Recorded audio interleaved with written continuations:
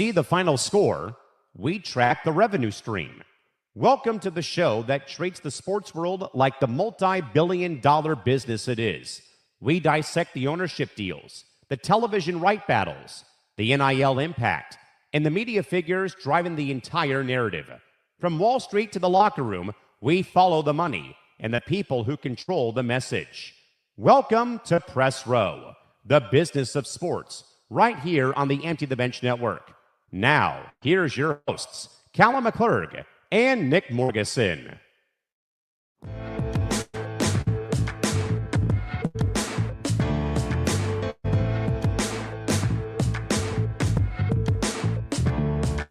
Hello once again, my friends. Happy Wednesday and good afternoon or good early evening on the East Coast. It is another edition of Press Row. We are live and in full here on ETV, on YouTube and Twitter.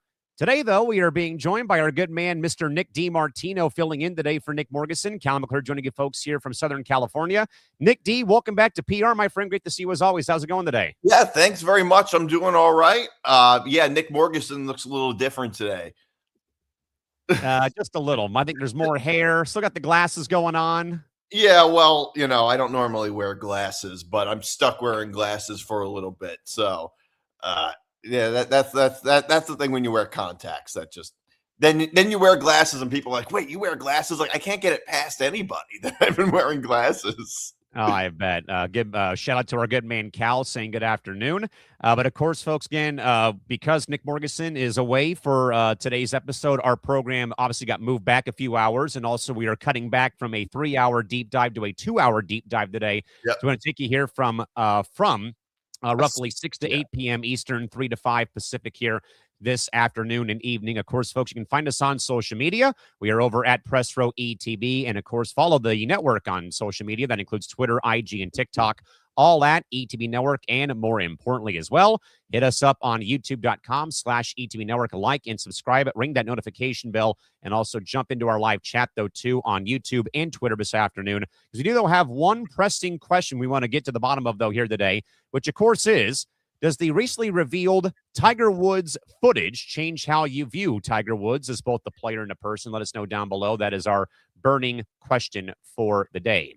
But again, folks, we will not waste too much more time here on this Wednesday. Again, we only have a 2-hour get-together this afternoon. Of course, though, Nick D, starting off shop, though, with a couple of follow-ups from the last couple of days, and for that matter, last week. But, of course, newly minted body cam footage was, of course, released, though, involving Tiger Woods' very interesting arrest last Friday after, of course, blowing a 000 on the breathalyzer test, but also the video of him being lethargic, profusely sweating, and also struggling to stay upright, though. But a Florida judge has granted Tiger Woods permission to leave the country to attend an intensive inpatient rehab facility specialized in sleep disorders and pain management. The update concedes with the release of the harrowing body cam footage from his arrest last Friday, showing Woods being lethargic, profusely sweating, and also struggling to remain in an upright position. But in a very much, Nick, surreal sequence, though, Woods is also seen rambling incoherently to the officer about having to call the president to explain the situation while appearing completely unaware of his location or the time of day. So, of course, Nick D, the question is, with the physical and mental state captured on this tape being far more severe than the 2017 arrest, does this footage, though, effectively end the competitive era for Tiger Woods? And more importantly, how does the PGA Tour pivot their strategy now that its North Star player is facing a years-long recovery process, in your mind? Well, it doesn't change my opinion on Tiger Woods at all. You good? It doesn't change my opinion on Tiger Woods at all, because this is very characteristic of Tiger Woods. Like, it's not like Tiger Woods has had a very clean image and has been known for his very careful driving. This is the third time he's been arrested for a DUI or reckless driving, whatever it is.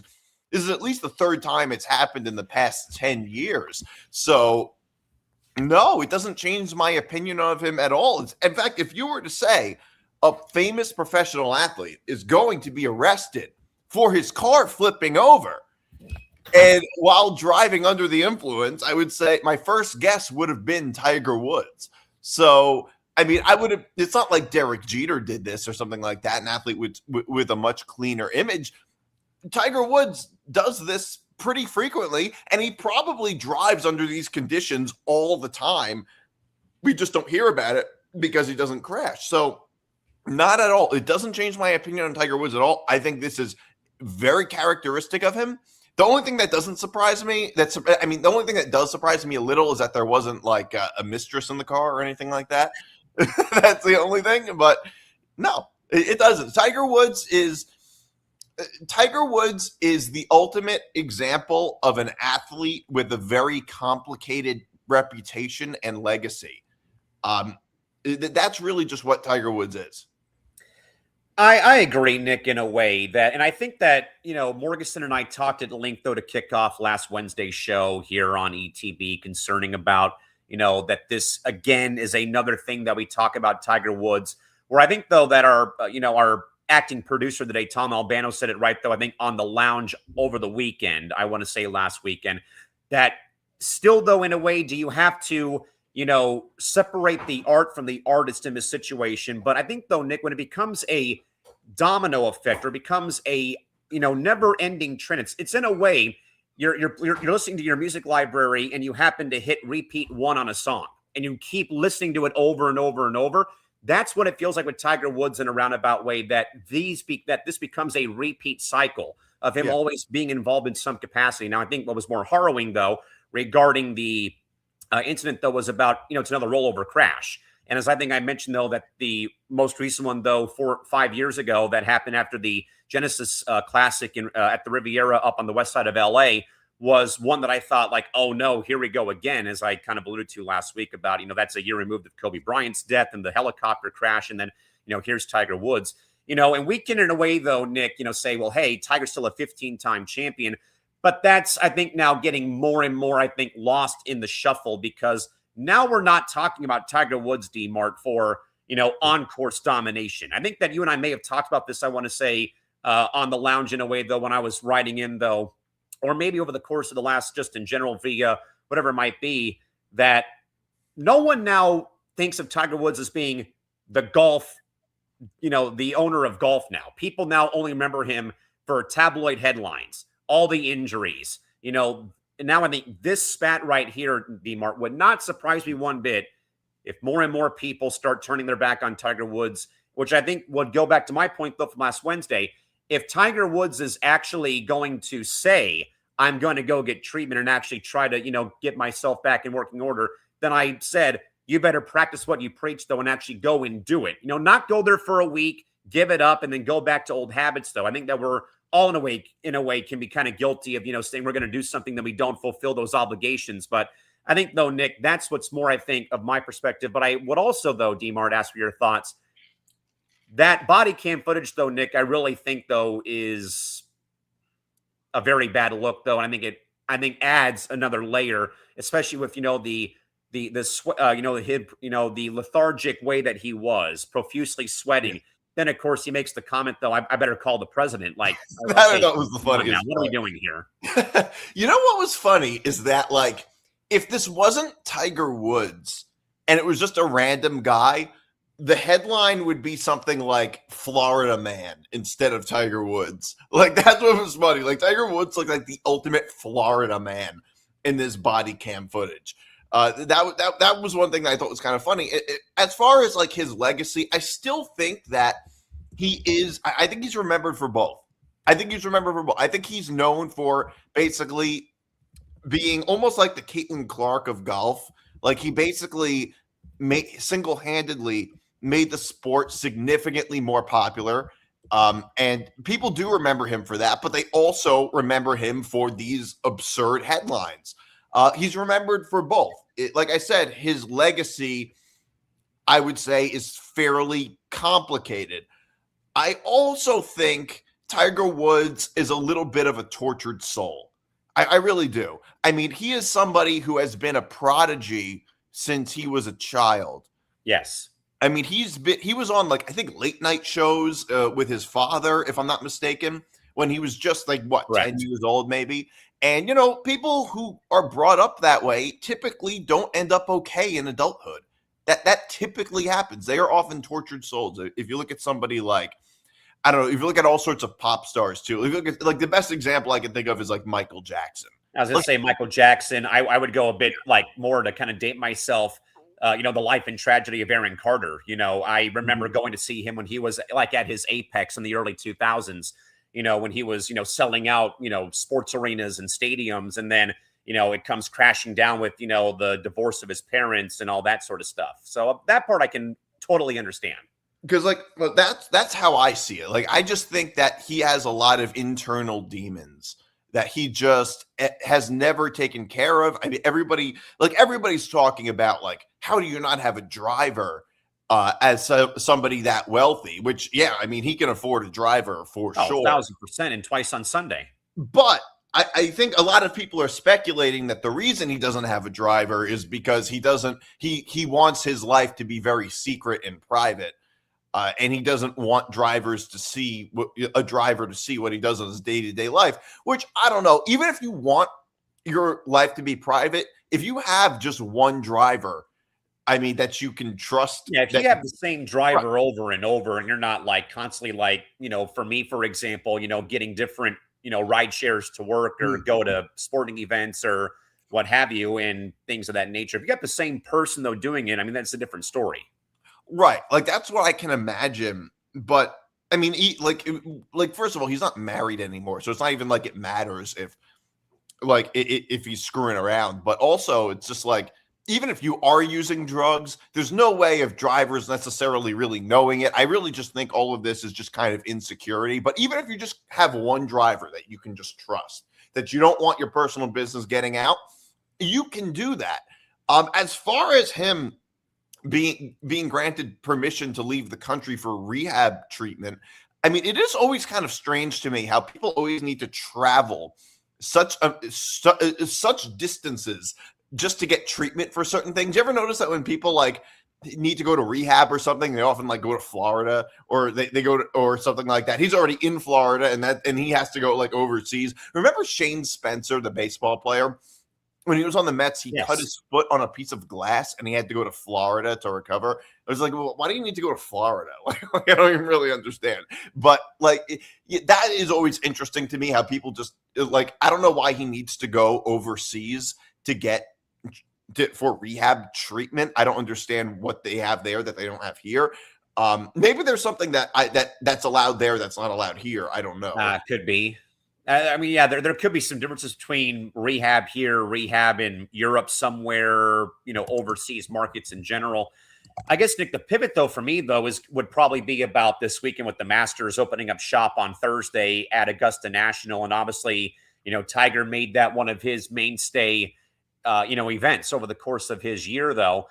I wonder, though, Nick, severely how much, though, that this story, and I know it won't, but I still wonder, though, how much, though, does this story linger over Masters weekend because, of what Tiger provided, though, again, as Tom said, separating the art from the artist for just a minute here, of all the, victories he had at Augusta National, but also that, I think, though, Nick, it's time, though, that the PGA Tour stops looking at Tiger Woods or even a Phil Mickelson to be the poster child. Start breaking in new talent to, be your poster child, like Rory McIlroy, who finally got the big one checked off the list, or a Scotty Scheffler or a rising star. If you keep relying, I'd say, DiMart, on the old guard to keep bearing the torch of a sport like golf that, let's be frank, you and I probably watch on a given Sunday, if in fact that we're not doing anything over the course of an April weekend. Speak for yourself. I never watch. But that's kind of how I've always viewed golf, though, is like, if it's on, I'll probably watch a bit of it, like on a Saturday or Sunday before I go to work somewhere, or if I'm, just waking up in the middle of the day, though. But I really wonder, though, Nick, how important now it becomes for the PGA Tour to either deflect or get away from using Tiger as their guy and start, getting, eyeballs on new talent in the pool. Or does this maybe, Nick, in some way change tour policy with how guys conduct themselves away from the course? Well, what is the policy? Because I tried looking that up when we talked about it on the lounge on Sunday, and I couldn't find anything about etiquette or stuff away from the course. It tends to be different in individual sports. Do they have a union in golf? Is there like a players union or something like that? like they I have mean, in. you would think it's called the Pro Golfers Okay. Pro Golfers Association, right? There's probably some. There's probably some type of agreement that they have. Which, by the way, it is kind of ironic that golf has this issue, because you almost never hear about golfers getting into trouble with the law. Like it's not like in football and basketball, or even in baseball, where you hear about players getting in trouble all the time for like domestic violence and all sorts of other things. And that's like not even really a thing in golf. But of course, their poster child, Tiger Woods, is the one getting in trouble all the time. Like if you look at all the major sports, golf has the least issue with their players getting in trouble with the law, but their poster child, the face of golf, is always getting in trouble more than any other sport does. Basketball has never had that problem. Football's never had that problem. Baseball's never had that problem. Whenever the face of every league has never been a criminal. But in this case, in golf of all sports, the face of their league is constantly getting into trouble, which to me is just so ironic.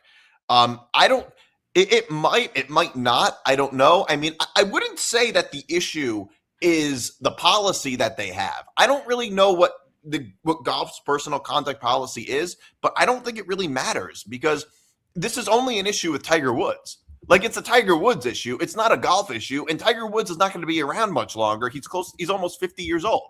Right. So, I mean, I don't know how long golfers can still golf. It's not like baseball, football, or basketball, but no, I don't think it would affect that at all. I mean, personally, the reason leagues have personal conduct policies is really for PR reasons.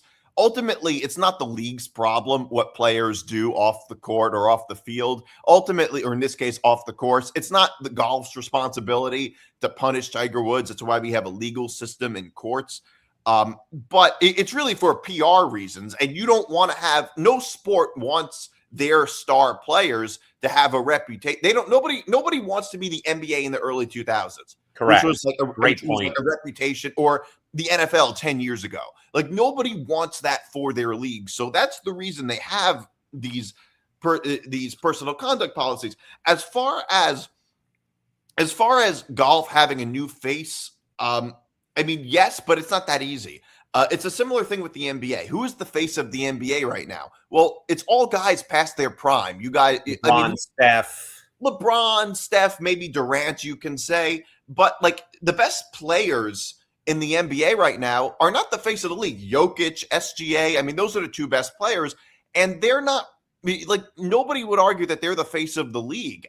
It's like, you know, you look at somebody like, good luck getting an Eastern European guy to be the face of the league. like they tend to not like the camera, like they tend to not like the spotlight very much. Like, Jokic just wants to play basketball, ride his horses, whatever. And so that's a common issue that they can have. I don't know who else should be the face of golf, because regardless of whatever Tiger Woods does off the course, it's just like he single-handedly made the sport so much more popular. Agreed. So it's just like, I don't think, like, sure, they can have a new face of golf, but like it'll never be the same. It'll never be the same as Tiger Woods was for golf. It just never will be. Yeah, I wonder, though, if you pivot to Scotty Scheffler, for example, again, he seemed like he was winning like almost every damn tournament over the last year plus. You know, is it Rory McIlroy, though he has his own problems, though, with some of his own etiquette? By the way, Nick, I did finally find something. It's not a whole lot, but it is the PGA Tour's Integrity Program Manual, effective January 1st of 2018. Now, there's not a whole lot to go off of here, but they have a few things regarding pro golf events etiquette, betting on pro golf events, you know, unauthorized access. But you keep scrolling, and there is a section regarding only about cooperating with investigations on or off the golf course.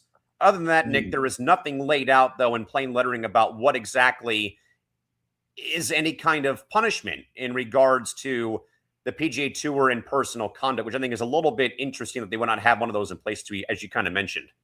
Well, it's not surprising because historically, how often have golfers ever gotten in trouble with the law? Like it almost, I mean, unless you look at the Scotty Scheffler incident from what was that, 2 summers ago, in which case the police officer completely lied. Scotty Scheffler did nothing wrong. I mean, golfers are really just never seem to get in trouble with the police or anything like that. It's mostly a non-issue in golf. So I can understand why they wouldn't have a personal conduct policy. And all like in the NFL, the NBA, they have to have a personal conduct policy because if an NFL player gets in trouble for domestic violence and doesn't get suspended, that is PR nightmare. That is PR suicide for the NFL. If an NBA player gets in trouble with the law and they don't punish him, that's PR suicide for the NBA. So I was going to say though too, DiMart, look at Major League Baseball. They have one for domestic violence, personal conduct, and obviously for steroid or drug use too. Like they have like every base, pun intended, like every base is covered though with Major League Baseball. Yeah. Case in point though, sadly, is Julio Urias of the Dodgers. Yeah,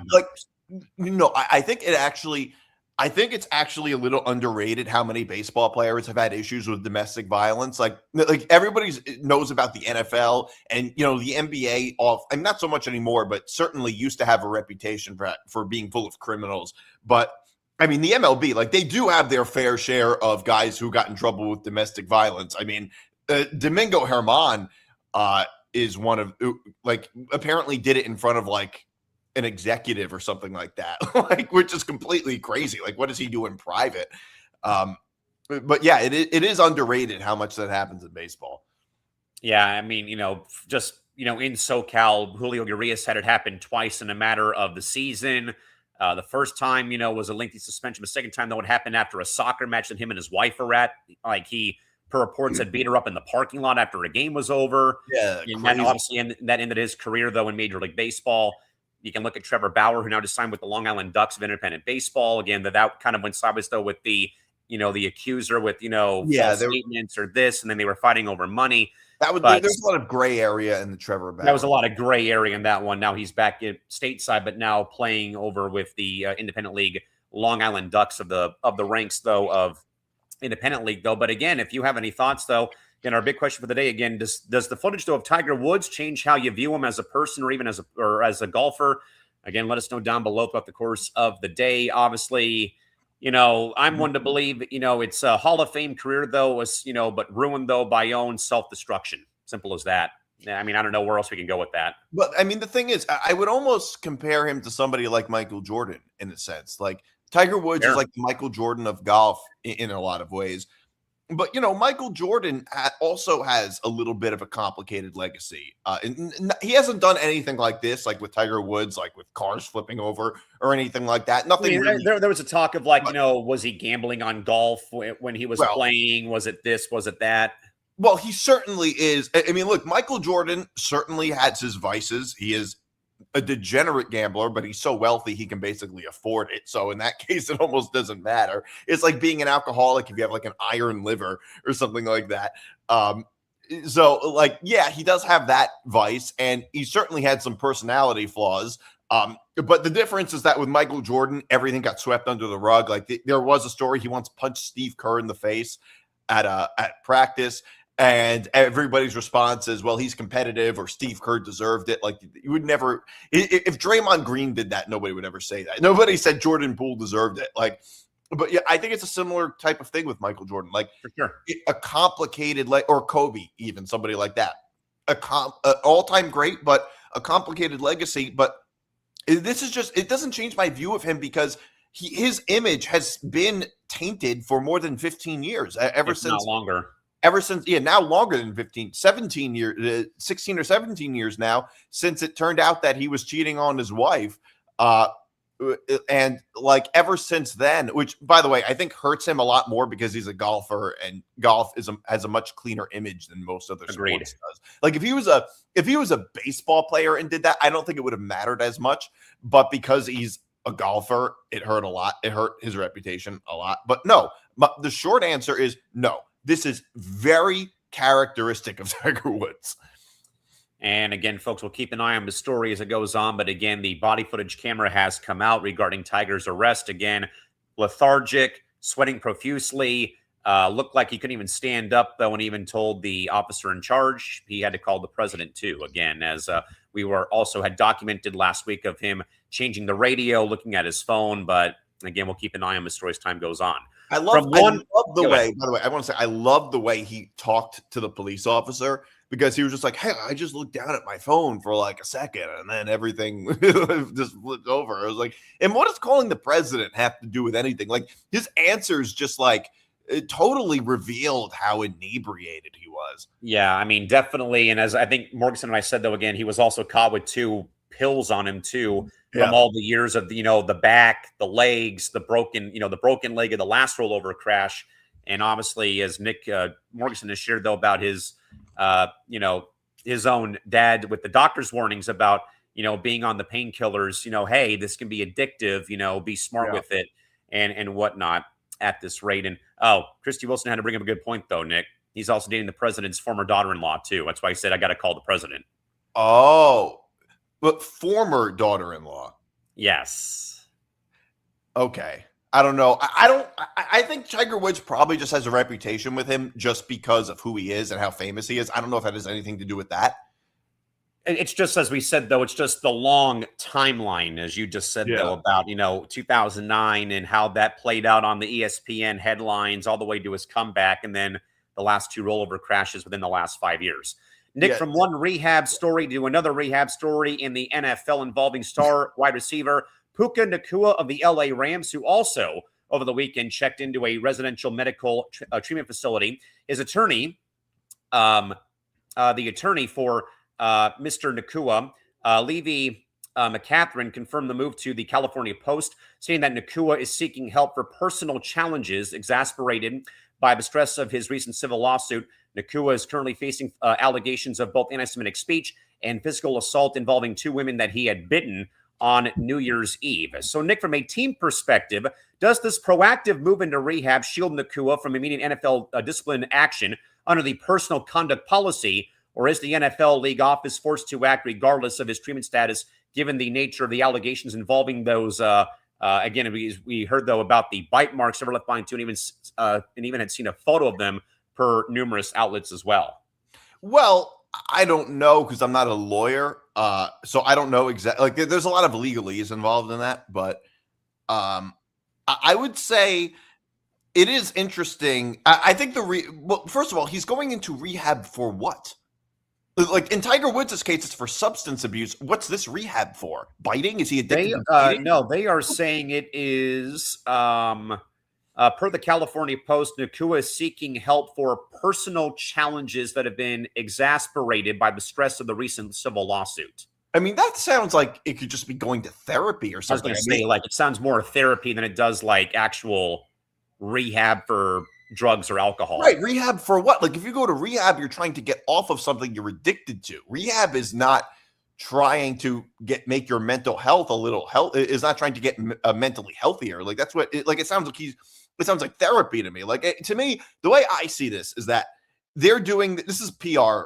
He's going to rehab for PR reasons. It's to distract from, it's to distract from whatever it is, whatever this accusation is. Really strange accusation, by the way, that he bit this woman on the shoulder after saying something anti-Semitic. That's super, super strange.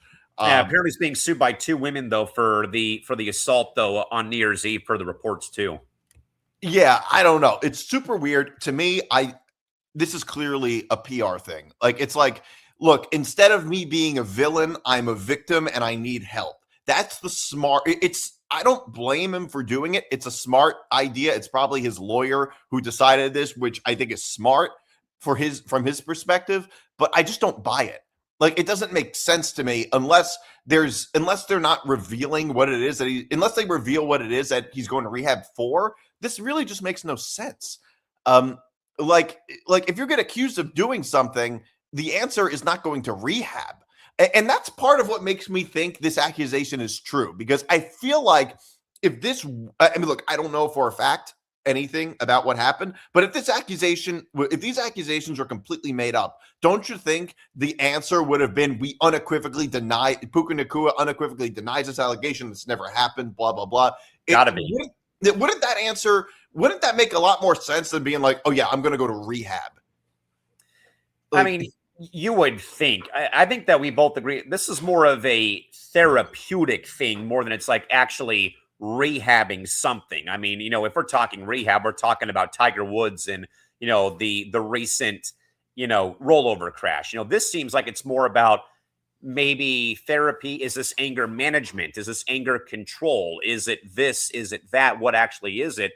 But certainly, though, I think, though, the details, though, DiMart, are disturbing, to say the least. Again, and we had talked a bit, though, last week regarding, that there was, actual photo evidence of the bite marks that Nacua had left on one of the woman's shoulders at this event, though. Then, of course, the anti-Semitic rhetoric, though, that, of course, had been also mentioned in the stories, though, from the outlets across the board, though.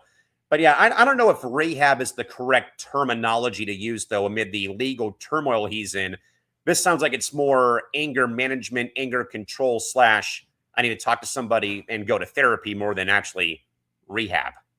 I mean, don't get me wrong. He probably does need to go to therapy. I mean, if these accusations are true, because if that's true, he's probably completely crazy, especially when you have so much going for you. He was probably arguably the best wide receiver in the NFL last year. Why would you want all of this unwanted attention? Like it is crazy to me how athletes do that, or just create like a sideshow sometimes.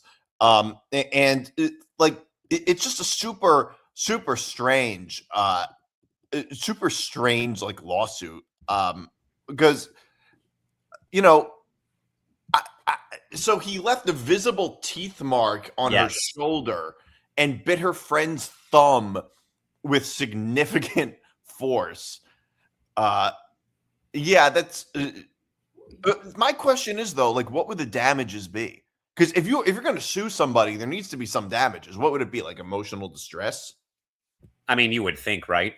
Like, unless the bite mark was so bad she had to like get medical treatment or something like that, in which case then it makes sense. But yeah, that's what was usually when you sue somebody, it has to do with like financial damages. That's usually what it is.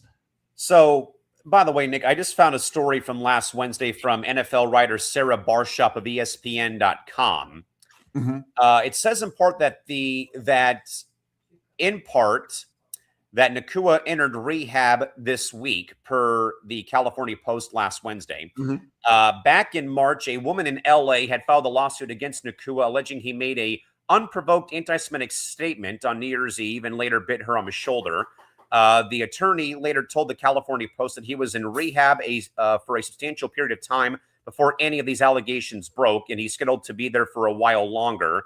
The lawsuit filed against Nacua cites gender violence, assault and battery, and negligence. Last month, the attorney said in a statement to ABC News that Nacua denies the allegations in the lawsuit in the strongest possible terms, and that he has video evidence that underscores that the plaintiff's behavior and actions are inconsistent with the allegations that were in fact being made. With the attorney first saying in a statement to NFL Network that Nacua will complete the program in plenty of time before OTAs are open up shop for the LA Rams this season. So apparently he was already in the rehab before this lawsuit even got filed, it sounds like. Okay, that makes sense. It's just it's kind of a strange, it's just a super strange accusation is really all it is. It's just very strange. I mean, as far as like him making an anti-Semitic remark before biting her, that's just really relevant in the sense that it makes him look worse. I mean, you can't actually sue somebody for saying something mean to you before biting you on the shoulder. Especially perhaps what if they were intoxicated at the time of that happening? Right. Like you can't, like, I don't really think that actually would make a difference in a lawsuit for monetary gain in that sense. But yeah, really, one of the more odd accusations against an athlete that I've heard. Yeah, it has to be. And I kind of wonder if this becomes any kind of a distraction. I mean, I know we're only in April and the draft's coming up in a couple of weeks, and that, I don't know if this is really going to be on too many people's radars, but I just think those we kind of just said, though, in the last segment, though, regarding, the NFL, the NBA, all having to have, policies in place regarding conduct and what have you. And I mean, I guess we'll just kind of have to wait and see how this whole thing plays out as time goes on.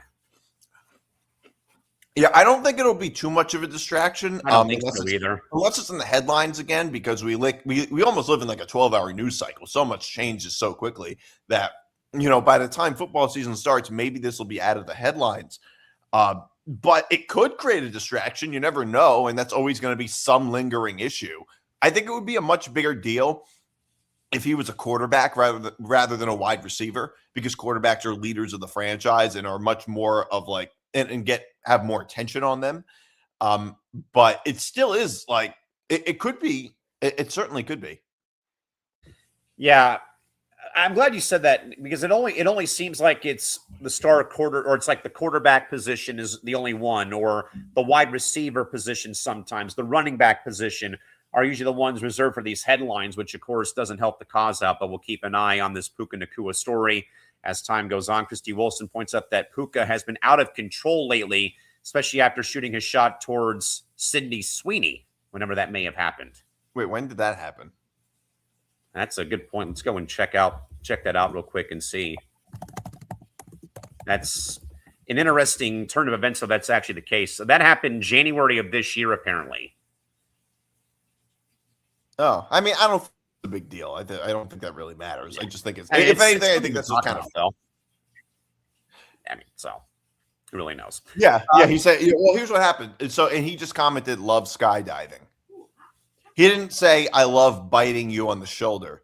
Yeah. Okay. That's, I mean, who knows? But that's obviously two interesting stories to kick off this episode of Press Row. We'll stay, though, Nick, in the NFL with another interesting story involving Mike Vrabel and athletic beat writer Diana Rossini, per new reports that have come out. But Patriots head coach Mike Vrabel and the Athletics senior NFL insider Diana Rossini are now fighting back against viral paparazzi photos published by Page Six. The images have shown the pair at a luxury resort in Sedona, Arizona, appearing to hold hands, hug, and relax in a hot tub. Coach Vrabel released a statement calling the suggestion of an affair laughable, while Rossini clarified that the photos were cropped to exclude a group of 6 other friends they were with in Arizona. The executive editor, Stephen Ginsburg of The Athletic, also issued a defense calling the photos misleading and noting they represent routine public interactions between a reporter and a lead source. But Nick, in the high-stakes world of the NFL reporting, and for that matter, our roles here regarding journalism integrity, where insider access is currency, do these optics still create a potential problem for credibility for Diana Rossini's reporting on the Patriots, or is this simply a case of tabloid bait targeting 2 high-profile figures and a head coach and a reporter in a public setting over the course of the last couple days? I mean, I think it's a little bit of both. I really do think this is bait in a lot of ways. I mean, it could very well be true that the pictures are innocent. I don't necessarily think they have a sexual relationship necessarily. I don't know. You can't always tell from photos. Like the first photo of them being at a pool together, I don't think that means anything. They're not even like they're both laying down at the pool, like side by side. It looks a little misleading from a certain angle, but I don't think that really meant anything. But it does affect journalistic integrity, and not just from an optics standpoint. It's because, why are you so buddy with the people you're covering? Like, that is super weird. Unless they had they had a personal relationship beforehand. Like, yeah, that absolutely does. I mean, these are the people you're covering. Like, as a journalist, as I didn't go to journalism school, but I have some idea, you might know this a little better than me, that it's not a good look to be buddy with the people you're covering as a journalist, as an insider. And it's not even like you should get along with them, but like being like seemingly super close friends at the very least, that's bad optics for sure. And that I think that's going to be an issue for Diana Rossini. I mean, it's going to hurt her credibility a lot. I don't necessarily think there's a huge scandal involved. I don't know. But I mean, at the very least, I think it's bad for journalistic integrity. Yeah, I think you're right that it's a bit of both. I think it can be misleading especially if the reports are true that, hey, this was a group setting, that there was more people there. They, they doctored the images to crop out the other people, saying, hey, head coach, NFL insider, they're being a little too lovey-dovey for our liking here at this rate. So I think that part is definitely for sure that could be confirmed. Hey, this is misleading. It was part of a wider event going on, maybe for an NFL meeting of some type? Was it a group of friends who may, to your point though, past history dating back to college, what have you, just hanging out over the course of a spring break? Who knows? But I also agree, though, why, though, is there a journalist, though, hanging out poolside with a NFL head coach who took his team to the Super Bowl last season? Like that, I think, to your point, is in fact true. Like that, the invisible line in the sand about, is this work or is this not work? Is this professional? Is this not professional? That part I also can totally buy as well, 100%. But I also think, Nick, just to more in a way, though, whenever I hear the word paparazzi, I always think back, and this is obviously not the same thing, though, here, but I think back to Dodi Fayed and Princess Diana, with how that led to their eventual death, though, in August of 97, because they were being pursued across all of France by the French media and the paparazzi, whatever it may have been. And that just kind of, in a way, is like, makes me tense up a little bit, though. But I think that, to your point, I'm more of the belief this is more of a misleading thing. It is the clickbait thing. If there's 10 people in the background at this resort, that are all there for some kind of NFL private event or something going on with the NFL, and Rossini's covering the event, then that is in a way misleading, though. But I also can buy the argument, if there is something there, then that's bad optics on Vrabel and bad optics too on Rossini, which I don't think is going to, that crosses that line. But I think, though, if you see this, though, you're wondering yourself, though, if you're a sports fan or even if, like us here on the show, you're looking at this like, what are you guys doing in a way? Like, come on now. Be a little bit better. I don't think it matters for Vrabel at all. I mean, like, it really is only an issue for Diana Rossini because she's the one with the responsibility of covering Mike Vrabel, not the other way around. Like, I don't really even think this matters very much for Mike Vrabel at all. But yeah, I agree with what, this could easily be very misleading. Like, if it turns out that these photos are just misleading and there's no sexual type of relationship between Diana Rossini and Mike Vrabel, which is what it looks like from these pictures, but pictures can be very misleading. You don't it could be there might not be full context behind them. I mean, so that may very well be true.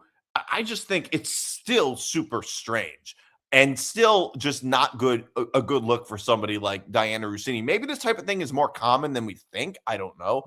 But that's a great point. How much more common or how much more often this has happened. But I think, to our earlier point, though, I'm more of the belief, though, Nick, this is all misleading clickbait, where, again, if there's talk that these photos were cropped, they were doctored up, they were Photoshopped, they were AI generated, what have you, that in a way does, I think, kind of pull out the whole thing about them being in some kind of relationship. Well, there's these aren't AI, because if it was AI, we'd know it by now. I don't know how doctored they were, but even if they're not physically doctored, it still can be misleading because it still could. I think they are. It still could leave out a lot of context. But that was, I mean, remember there was actually rumors 5 years ago, roughly, that Rachel Nichols and Jimmy Butler had a relationship. I mean, that was probably the other. I think that's probably the first major story that we probably recalled in some capacity about there being some kind of media member having some kind of friendship, relationship, friend zone with a athlete that they were covering. And there was no evidence of it. There was really no evidence of it either. Yeah, nothing credible came out of it. Exactly. No, it was. So I want to be very clear. I'm not saying it was true, but there were rumors about that. And it's not the first time. But at least here there are pictures of something. There was really not much of anything. It was more of he said, she said, they said, we all said, in a way. It was and then more the internet said. And then the internet said, and all sorts of absurd things. Yeah, I mean, I think we both can agree that this is a little bit of both sides of the argument about, why is a head coach and a media member hanging out, in away from, from the fields of play, but also was this also a thing of, hey, this was someone's birthday bash they went to in Sedona and they got to go to a 5-star hotel and got to hang out by the pool in 125-degree weather. Who knows? And where was this exactly? Sedona, Arizona. So Phoenix, basically. Okay. Yeah. It just really is a little strange. Because, that's what, you're taught in journalism school is to like not be good friends with the people you cover. Yeah, I mean, you're there to do a job, and who really knows? And there is a bit of a small update, though, Nick, that there's been some rumblings that Barstool Sports tracked down both Mike Vrabel and Diana Rossini's close friends, who were, again, per the reports, though, again, the images were doctored to crop out the friends that were there. And they are of the belief, though, that the internet owes them an apology. Clearly not what people had portrayed. Amazing how another angle can change the perception altogether. You be the judge. There's an image of all of them with their friends in the pool, sitting and talking shop. I mean, hugging doesn't mean anything. Hugging is like, I haven't seen you in a while. That doesn't really mean jack. Yeah. I don't think that really means anything. Yeah, I mean, look, if it turns out these pictures are like doctored or selectively edited. I'm really of the belief that that in a way, it's not, they don't want to tell the full story. They want to, again, go down the rabbit hole of clickbait and viewership more than actually telling the full story. But that is like, she should, who released these pictures? Was it TMZ? It's either TMZ or just people in the hotel, but haven't really seen a whole lot that's really developed recently. Yeah, because I think if that's the case, you should sue the shit out of them. Like if that's the case. 1,000% and twice on Sunday. Yeah, so like that would be a huge. It's clear. Yeah. Oh, I see. Yeah, I'm looking at it right now.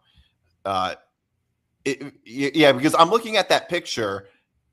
He's laying down at the pool, what it looks like, and then she's like next to him, and it looks totally innocent. I don't know who is that. Who's the guy with tattoos? I feel like I know. I'm guessing they're friends. By the way, I'll pull up the photo that we're talking about here, just so for those who are wondering about what's actually happening here. There's been some new rumblings and reports about, again, these images coming out of Mike Vrabel and Diana Rossini at a resort in Sedona, Arizona. Nick D, you be the judge here. Totally normal. This looks absolutely harmless. Totally innocent. Totally innocent. Like there's nothing that I see that picture and think that anything of a sexual nature is going on between them. It's literally a group of friends enjoying a day out in the Arizona weather in the pool. No more, no less. Yeah, like that's from that picture. That picture really just means nothing. Like I said, it's only a little weird from like a journalistic standpoint where she is like, oh, she's hanging out socially with somebody she's covering that's unprofessional. That's the worst thing I think of. But like, I don't know. Like, I don't. As much as I hate the Patriots and everything, like I'm not. There's nothing I can really. I can't honestly look at that and be like, uh-oh. Yeah, neither can I. It's kind of. Oh, it's Taylor Luan with the tattoos. Okay. Yeah, I feel like yeah, that makes sense. Okay. All right, Nick. We'll move on now here to one more NFL talking point to close down hour one. We missed this on the lounge, though, on Sunday and Monday. But apparently, though, Nick D, Kylie Kelsey has beef with Dwayne Wade. Yeah, I don't know if this is an NBA story as much, but so here's the tweet. We don't have sound. She said that she has on her Not Gonna Lie podcast. By the way, if whatever, but she said she has a long-standing beef with Dwayne Wade because of a silent elevator ride on her 2018 wedding day. She described being in the elevator with her bridesmaids and wedding planner, all clearly dressed for the wedding, and Wade didn't say a word, which she said blew her mind. There's a bride and her bridesmaids in the fucking elevator with you, and he didn't say a word. That shit blew my mind. Well, I don't know. Maybe he wanted to like mind his own business, and like, I don't know. Elevator rides are awkward. I don't like talking to people in elevators. Even people I know, I don't like talking to in elevators. Like, elevators are just, if it were up to me, I'd ride every elevator by myself. I don't like talking to people. I put my headphones in. My view is I want to mind my own business. Why does it really matter if Dwayne Wade says anything? Like, what? That's all I have to ask. I mean, for all that we know, though, Nick, what if Dwayne Wade enters that elevator and doesn't recognize who it is? What if he thinks it's just, another wedding that is happening at the place he's staying at? In 2018, nobody knew who Kylie Kelsey was. No, not at all. Nobody knew who Kylie Kelsey was until Travis Kelsey started dating Taylor Swift, and then she became famous basically because of her brother-in-law's dating life. Like, that's the most absurd reason to be famous. Like, that's literally what happened. And Yeah, I don't think he knew who she was. I don't think that her point was just like, well, how did you not say congratulations or whatever? It's like, why does it really matter? Could it be a thing though of like, regardless if it's a wedding party that you're a part of or a wedding that you go to, is it just like the common courtesy thing? If you see a groom or a bride and you don't know them, you just still say congratulations? I don't know. I would say no. It doesn't really matter. I don't like talking to people in elevators. Who likes talking to people in elevators?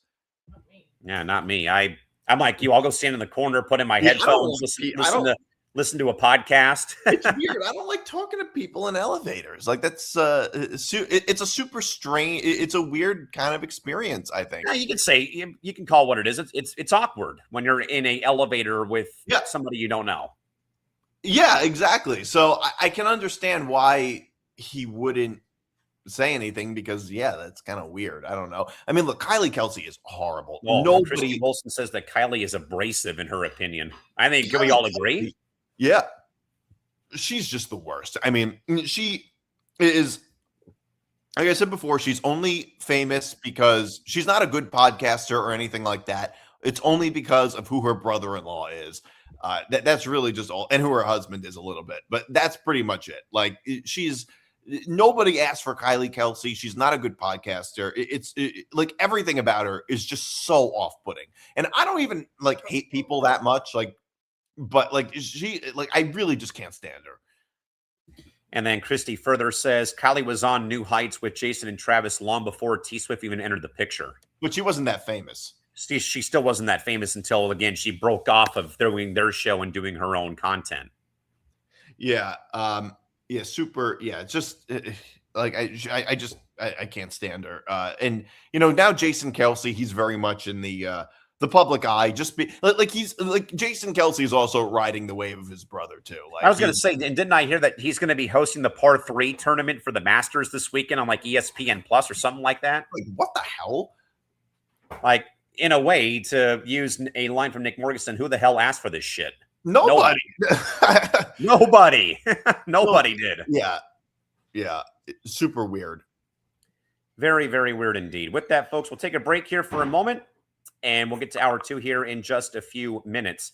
But with that, though, Mr. DiMartino, of course, we're going to be combining as a way. We'll get to our weekly update for ETB coverage here again, as you folks have noticed, though. But again, Nick Morgasen is away for the week, enjoying some family time down at Disney World in Orlando, Florida over the course of the week. So you have seen a few things kind of out of place in a way this week regarding some shifting of the content schedule. Again, we had most of our, if not all of our taped to live programs are going to be live this week to take a bit of a load off the production staff. So you'll see. I think Nick, you guys are already did MTGP this week, I believe, if memory serves me correct. Yeah, we went live yesterday.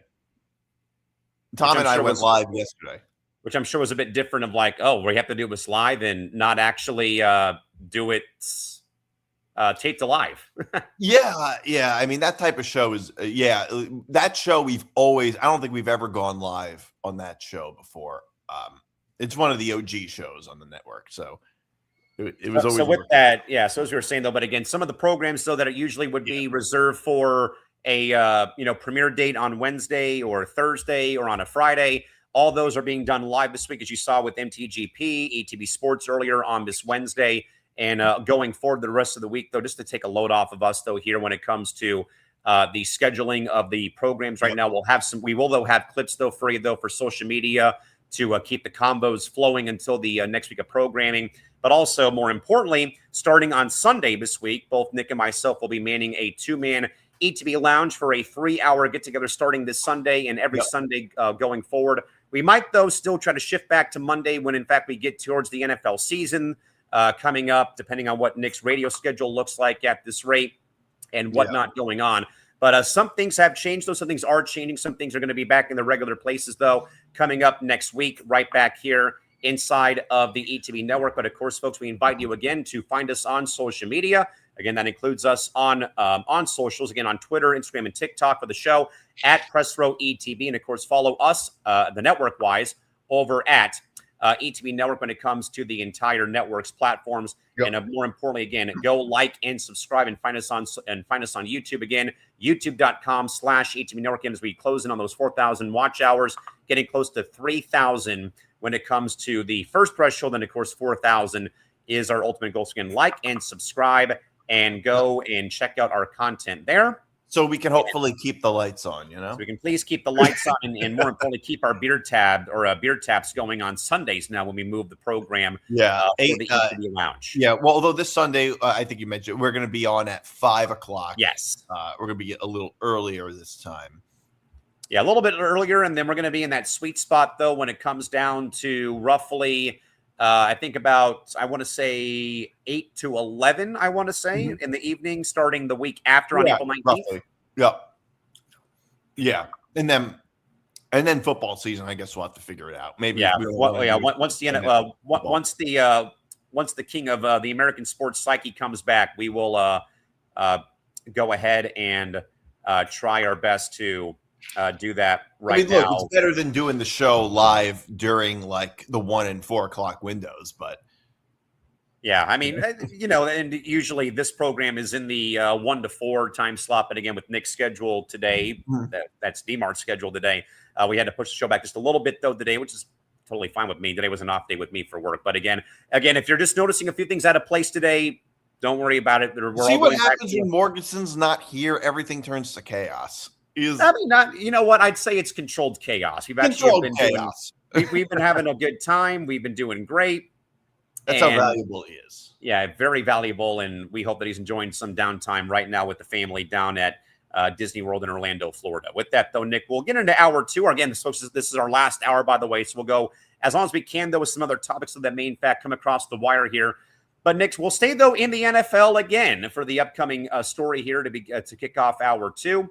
But, Nick, sadly, I felt like that was going to come to a head at some point in time. But referee Robin DeLorenzo, one of the NFL's first ever female officials, has now filed a federal lawsuit against the NFL.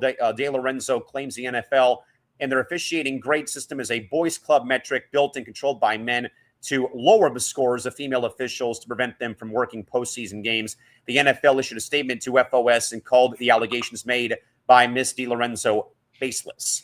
But, Nick, regardless of the discovery phase of this lawsuit reveals a statistical disparity in how women are graded versus their male counterparts, could this force a total overhaul of how the NFL monitors and promotes their officiating crews, which I think, Nick, is a small, very, very, very small talking point about another potential referee lockout coming up this season? Well, yeah, I think that's a whole nother discussion about what did it say? Because I heard about this. I knew all about this lawsuit that she was filing against the NFL after she was fired after what she claims was gender-based scrutiny, humiliation, and unequal treatment. Now, the accusation that she was graded through a system built and controlled by men who fixated on her gender from day one. Well, how do you really prove that in a lawsuit? I mean, at the very, that is, how do you really prove that the whole system was discriminating against her because she's a woman based on the grading? I don't know how they grade refs. Neither do I. In a way, it's kind of like, how do you grade a baseball umpire behind the plate for balls and strikes? Well, I mean, in baseball, it's a lot easier because in baseball, there's a much more black and white answer for calls. In the NFL, there's a lot more judgment. I don't understand where, I don't know the details. I'm just saying, it's a little hard for me to wrap my head around, is what I'm saying, that they were specifically downgrading her performance because she's a woman. I mean, look, I don't know. I'm just saying, I just don't know how you have a system that does that, unless they purposely always graded women worse than they graded men if they did the same job. And I'm sure you could probably prove that maybe on some level. You were saying that there was a disparity between the way men and women umpires were graded. Yes. But it could just be the case that now that by itself doesn't prove anything. Disparities exist everywhere. Like, that doesn't mean anything. It could be the case that just fewer women were reaching that threshold or whatever. Like, that could also be the case. I don't know. But I don't really think that necessarily proves discrimination. Like, it really just depends on context. I agree about context. And I also, Nick, had a bit of a gut feeling, though, sadly, this was going to happen, I think, with one of the female referees in the NFL because of how it's been long viewed as the all-boys club. It's this, it's that, where I think we have, in a way, though, seen progress being made, where more female referees are doing NBA games, soccer, but nothing really much, though, with the NFL until recently. We finally had the first female baseball umpire do some games, for spring training or during the regular season last year.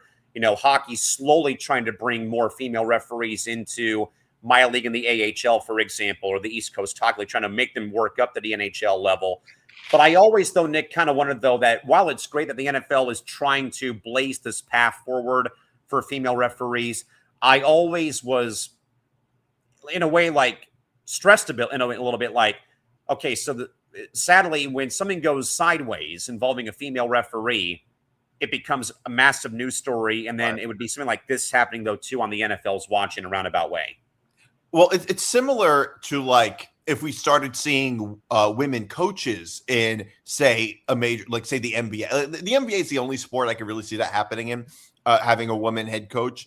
And it would turn into this weird thing where it's like, well, if she gets fired, it'll always be the lingering question. Well, you're always going to have lingering questions. Yes. Right. Is it because she's a woman and things like that? And it would also be like, if she gets the problem, like a woman head coach in the NBA would simultaneously be extremely praised and also criticized harshly because she's a woman. Like, it would be both. And it's a similar concept with, like, refs.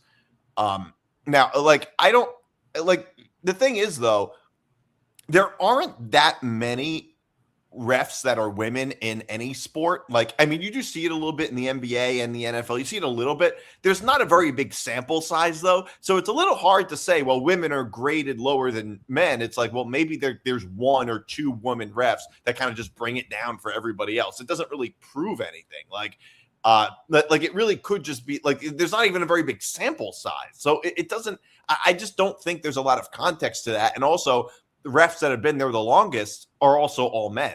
And, if you're there longer, you might have higher grades and things like that. Like, there is just a lot of context that really just could be missing. So, per some quick research, Nick, as of the 2024 season, there were 3 female referees in the NFL: Sarah Thomas, Mia Cheka, and the aforementioned Robin DeLorenzo. There were also 6 female officials in the NBA, which makes up 8% of the officiating staff. The number of female referees in American pro sports is gradually increasing, reflecting a broader trend towards diversity in officiating roles for these sports. But again, this comes on the heels, though, Nick, of this aforementioned lawsuit involving Robin DeLorenzo, who, again, called the grading system for the NFL officiating a boys' club metric built on and controlled by men to lower systematically the scores of female officials to prevent them from working postseason games. And again, the league, though, Nick, to no surprise, called the claims or allegations baseless. Well, here's what you said. It was in the 2025 season? 24, so 2 years ago. Okay, so was she a ref this past season, or was she fired before that? Okay. No, she still was. So in the 2024 season, how many NFL refs in total were there? Because there had to have been a lot. I mean, there was a lot, but I think there was only 3 female refs who were actually on the field. So 3 that were on the field. How do you really prove that the grading system, based on the number of female refs that season, was systematically lower than men, when it could have just been the case that maybe this one ref just had really low scores, which brought the average down for all 3 women refs. Like that could have been the case too. That's where I think you're right about there, Like- that this in a way is missing context. Is it just her performance? Is it the performance of all of the female referees? Right. Is it of one set crew of officials that she happened to be on? I mean, there's a lot of things I think that's missing here from the meat and the potatoes. Well, let's say for the sake of argument, there were 5 refs in total that had really bad performance reviews, and she was one of them. Well, that's going, like, if she's one of those 5 refs, for instance, well, that's going to bring down, like that will be very disproportionately made up of women refs, because way less than 1 in 5 refs in the NFL are women. So that would just bring down the averages a lot, but it doesn't prove anything because it's just one particular individual. So that doesn't really mean anything. It could also be the case that refs that haven't been there as long tend to get much lower scores, and all the women refs weren't there very long. And so they were also a part of that group. Like, it doesn't really prove anything. Like, if you draw a line in the stand somewhere, you could always kind of make those sorts of distinctions. So I'm looking, and by the way, there's actually a website, DMARC, called footballzebras.com that actually tracks the crews of every NFL, of all the NFL crews. I'm quickly looking through, and it looks like last season that Cleet Blakeman's crew, my apologies, Cleet Blakeman's crew had Karina Tovar, who was a field judge, who was working on the crew. It was her second year. There was also a female replay assistant, in Amber Soprani, who was from Florida State. Just trying to look through as quickly as I can. Sarah Thomas, by the way, was on the crew as a down judge for Brad Allen last season. Again, Blakeman's crew had 2 females on his staff. Carl Chafers did not have a female on his staff or crew last season. Trying to see, though, where Robin was located on last season in the NFL. When it comes, though, to assignments that were dished out last season, Sabrina Brunson was also a replay assistant for John Hussey's crew last season. Again, just trying to see as quickly as we can here at this rate. So, but it looks like, though, DMARC, more of the female refs that are not on the field have mainly, though, been in the booth, though, for replays, it seems like. Yeah, and I don't know what their performance reviews were like. I mean, that's a whole. So not many were on the field, but yeah, I just think there could just be a lot of context to this. And also, when she talks about like systematically degrading the like women, female refs' performances, it's like, I don't know what happens or what doesn't behind closed doors. It just I just find it a little hard to believe sometimes, because I don't think the NFL is incentivized to do that. They're not incentivized to have fewer women refs. They're actually, if anything, it's the opposite. They're incentivized to have more female refs because they want to bring in more, because it's much better PR for the NFL to have more women refs for every sport, really. Like, you don't want to be the sport that is lagging behind, and you don't want lawsuits like this. So, like, that's just another, like, just when I look at the incentive structure, I don't think that's the case. Okay, Nick, Nick, we have a bit more here from footballzebras.com. So a lawsuit has been filed by former NFL official Robin DeLorenzo against the NFL, former senior VP of officiating Walt Anderson, and former officiating trainer coach Byron Boston, alleging discrimination, humiliation, and retaliation during her 3-year run as a NFL official. Back in 2022, she was hired as one of 10 officials hired by the NFL and became the 3rd woman to serve as a permanent game official. In a 32-page complaint, it details numerous allegations of mental abuse, career sabotage at the hands of Anderson in Boston. DeLorenzo was dismissed after the 2024 campaign and was one of 3 officials sent back to college conferences and asked to leave the NFL. So that's a little bit puzzling that now we ask for context and now we have it. Right. I just think this sounds like this accusation sounds completely different than, because at first I thought it was just that her performance was degraded because she was a woman. This sounds a little different. This sounds more like, it sounds almost like a sexual harassment lawsuit in that type of context. Like it, like almost, or like a hostile work environment. That I think is a little more believable than the accusation of like the grading system. There's more. Okay. The complaint further alleges that Mr. Anderson directed DeLorenzo several times to wear her hair in a ponytail so it would show a woman official was working the game on the field. She also claims that the NFL was not able to provide properly fitting uniforms, forcing her to purchase and essentially make her own gear to match those provided to other male officials. A rookie hazing incident also was alleged in the documentation.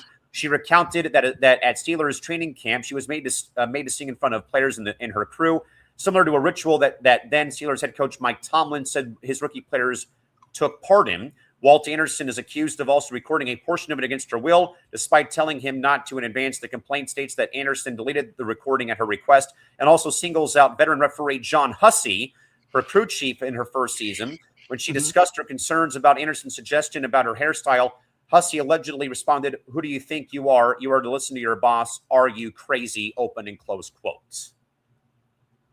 That's super strange that if they told her to put her hair in a ponytail just so people know that there's a woman ref. Because I think Sarah Thomas never showed her hair when she was first coming out. I think she always tucked it into the hat somehow. Yeah, that in a way, Nick, is a odd request for one referee, but not for the other referees that are female. Why only her? I mean, it's wrong. It's ridiculous if that's true for anybody. I think this just sounds like, it doesn't sound like it was policy. It sounds like it was just what this one boss of hers requested of her. That sounds like a very personal thing, if that makes sense. Further, John Hussey is further named by DeLorenzo, suggesting that John Hussey subjected her to verbal abuse, including aggressive hand gestures, and instances where he allegedly told her multiple times to shut your fucking mouth. Mainly an offensive PI call by DeLorenzo was cited in the complaint that when she goes to report the foul to Hussey, he tells her to calm down and stop, gesturing with his hand to shut her down. He literally ignored every word she said and gladly spoke to her male peer, who also thrown a flag from the same call before announcing the purpose of the flag to the crowd. Yeah, that's what game was this? This appears to have been a Giants Commanders game for the video that we're not going to play because we don't want to get hit with copyright infringement. It's also a crappy game anyway. Well, at least at the time it says the score was 14-11 Giants with 8:38 to go in the third quarter, and both teams were 7-5-1. Yeah, look, I don't know what the culture is like in the NFL. I do know for a fact that there are some workplaces where the culture is just like it's shocking, where, you never know how the culture is at certain places. Maybe it sounds like it was a toxic, from this accusation, it sounds like it was just a toxic workplace, at least for her, where they berate you and they treat you like shit. And that really, unfortunately, still is the case sometimes. But look, I wasn't there. Go ahead. So a couple more things here. DeLorenzo further alleges that both Anderson and Boston further retaliated against her by forcing her to attend a low-level college officiating clinic for training, which DeLorenzo claims was unprecedented for an on-staff NFL official. The clinic was forced on NCAA rules and mechanics. The NFL Referee Association filed agreements in support of her, which was successful and resulted in the league reimbursing her for expenses and ending her probation period a year early. She also was a clinic attendee at the Gulf Atlantic officiating clinic in Jacksonville season, as witnessed by Football Zebras editor Ben Astro. The complaint further, though, has 12 cases for action against the NFL, gender discrimination, harassment, and retaliation underneath Title VII of the federal civil rights law. Couldn't get my Roman numerals right. And the civil rights laws of New York State, New York City, and New Jersey. Anderson and Boston are both alleged to have violated the same, except not under federal law statutes for personal conduct. The complaint also states that the Title VII charges require a filing to the federal Equal Employment Opportunity Commission, and the commission issued the required notice on New Year's Eve of 2025. But it should be mentioned, though, that both George and Hussey are not named as defendants, though, in this lawsuit. Who is then? I believe it's just Anderson and Boston. Okay. Yeah, but that's an interesting question, because if it's the NFL, wouldn't it be federal? I mean, You would think it would be, especially if they're in violation of Title VII. I guess it could be both because I don't know where. Well, this was a home game for the Giants. This was a game in Washington. Why would New Jersey be involved? Is it because it's where the Giants play home games? And I get why New York's involved, though. That's where the NFL headquarters is located. Right. So there's some. But is it because the Giants are playing games in New Jersey? I don't know how that would. But why didn't they mention Washington, D.C. if they were playing in? It should have been in D.C., not in. Now, is the federal charge? Does that qualify for it being in D.C.? I don't really know. No, I think it's just because the NFL is a company and all of that is federal. So, and to no surprise, the NFL did not respond for a comment on the matter at hand, except for calling the claims baseless. Well, they have to. Like you can't really comment much further than that. Just like Diana Rossini can't comment on the photos. Like it's like you can't comment on any of that. Yeah, that whole thing is weird. But this is certainly, Nick, interesting. But to say I'm not shocked, though, that there was eventually a lawsuit by a female official towards the NFL, I hate to say it, but I'm generally not surprised. No, I'm not. We knew this was likely going to happen, and I'm not surprised that it happened in the NFL before it happened in the NBA. So I'm not surprised at all. I mean, it certainly is possible that the truth is somewhere in the middle, that it was a hostile workplace environment, and also she sucked as a ref. Maybe that was true and should have been fired. Maybe both those things are true. Maybe the truth is somewhere in the middle. I don't know. But yeah, that's always going to be an issue. That's always going to be an issue when we all knew that would be an issue. And like, I'm in no way against it, but that is a downside for the leagues, bringing in female officials, because then it could just be like, well, if you're graded poorly, that card can always be thrown out there. And that was one thing I mentioned during the week of the Super Bowl, was that where is the two areas that the NFL has, in a way, struggled to tap into and sustain popularity with? The female demographic and the Latin American community, as that was the whole thing about the Bad Bunny concert in a way, but also the female demographic before Taylor Swift. That's where I think is where the NFL has struggled in a way to properly engage with the female fan base. And even as I said before, during the Super Bowl week about, Bad Bunny was bad for the NFL. Is it really bad for the NFL, though, when you're trying to tap into the Latin American population when you go and take the NFL to Mexico or Brazil? I don't think so. Well, but Mexico and Brazil, that's not tapping into the Latin American population. That's, the Hispanic American population. Yes. That's a foreign country. So I think it's a little different. Every sport, though, is much more popular with men than it is with women. I don't know if the NFL has that unique issue necessarily, because I'm sure that the same thing is true of football, baseball, basketball, hockey, all of them. They all do much better with men than with women. So that I don't know if that's unique with the NFL, but the NFL. One thing the NFL does is that they really, really care about globalizing their brand and getting everybody involved, which is obviously smart. That's why they play in Europe and Brazil and Mexico, and because they want going to Australia for the first time this upcoming season. Right, Australia, and they played in Madrid and I think in Berlin. They're going to end up playing. They're going to play in Iraq one day. Like, it's just I really think have they. Off the top of your head, have they played in Japan yet by chance, or in Korea that you know of? No, but they have in baseball. Yeah, obviously. In football, no. I don't think they've ever played in Asia. God, I feel like they may have played, but that may have been like a long time ago. Baseball is a very global sport. Baseball is much more popular in Asia, and certainly in South Korea and Japan, than any other major American sport. I mean, certainly in Japan, because of there's some great Japanese players. So in baseball, because remember last year, I think in baseball, they played opening day in South Korea, if I'm not mistaken. Yes. And there are some South Korean players and Japanese players. In football, I don't think it's ever gotten that far, but you know what? I think eventually they will. I think they will play football in South Korea and Japan.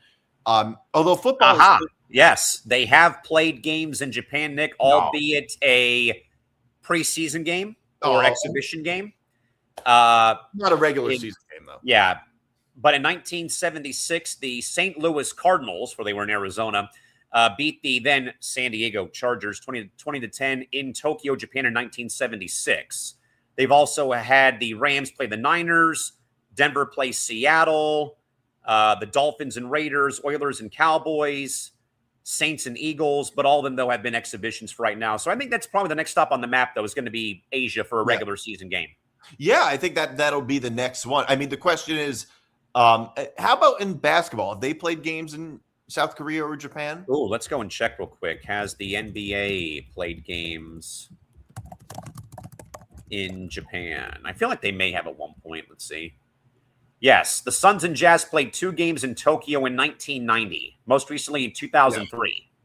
So, yeah, the NBA, they have a long history of playing preseason games in Asia, primarily in China and Japan. So, not really. No regular season games. Yeah, nothing like what baseball's done with, like, Padres, Dodgers in Tokyo or in South Korea in 2024, for example, or Mariners and A's in 2008 when they played over there for like a week. It felt like one day, though, hopefully. Yeah. But yeah, no, that is an interesting I didn't know that was a thing, though, that the NFL wasn't as popular with the Latin American fan base. I didn't know that was a thing.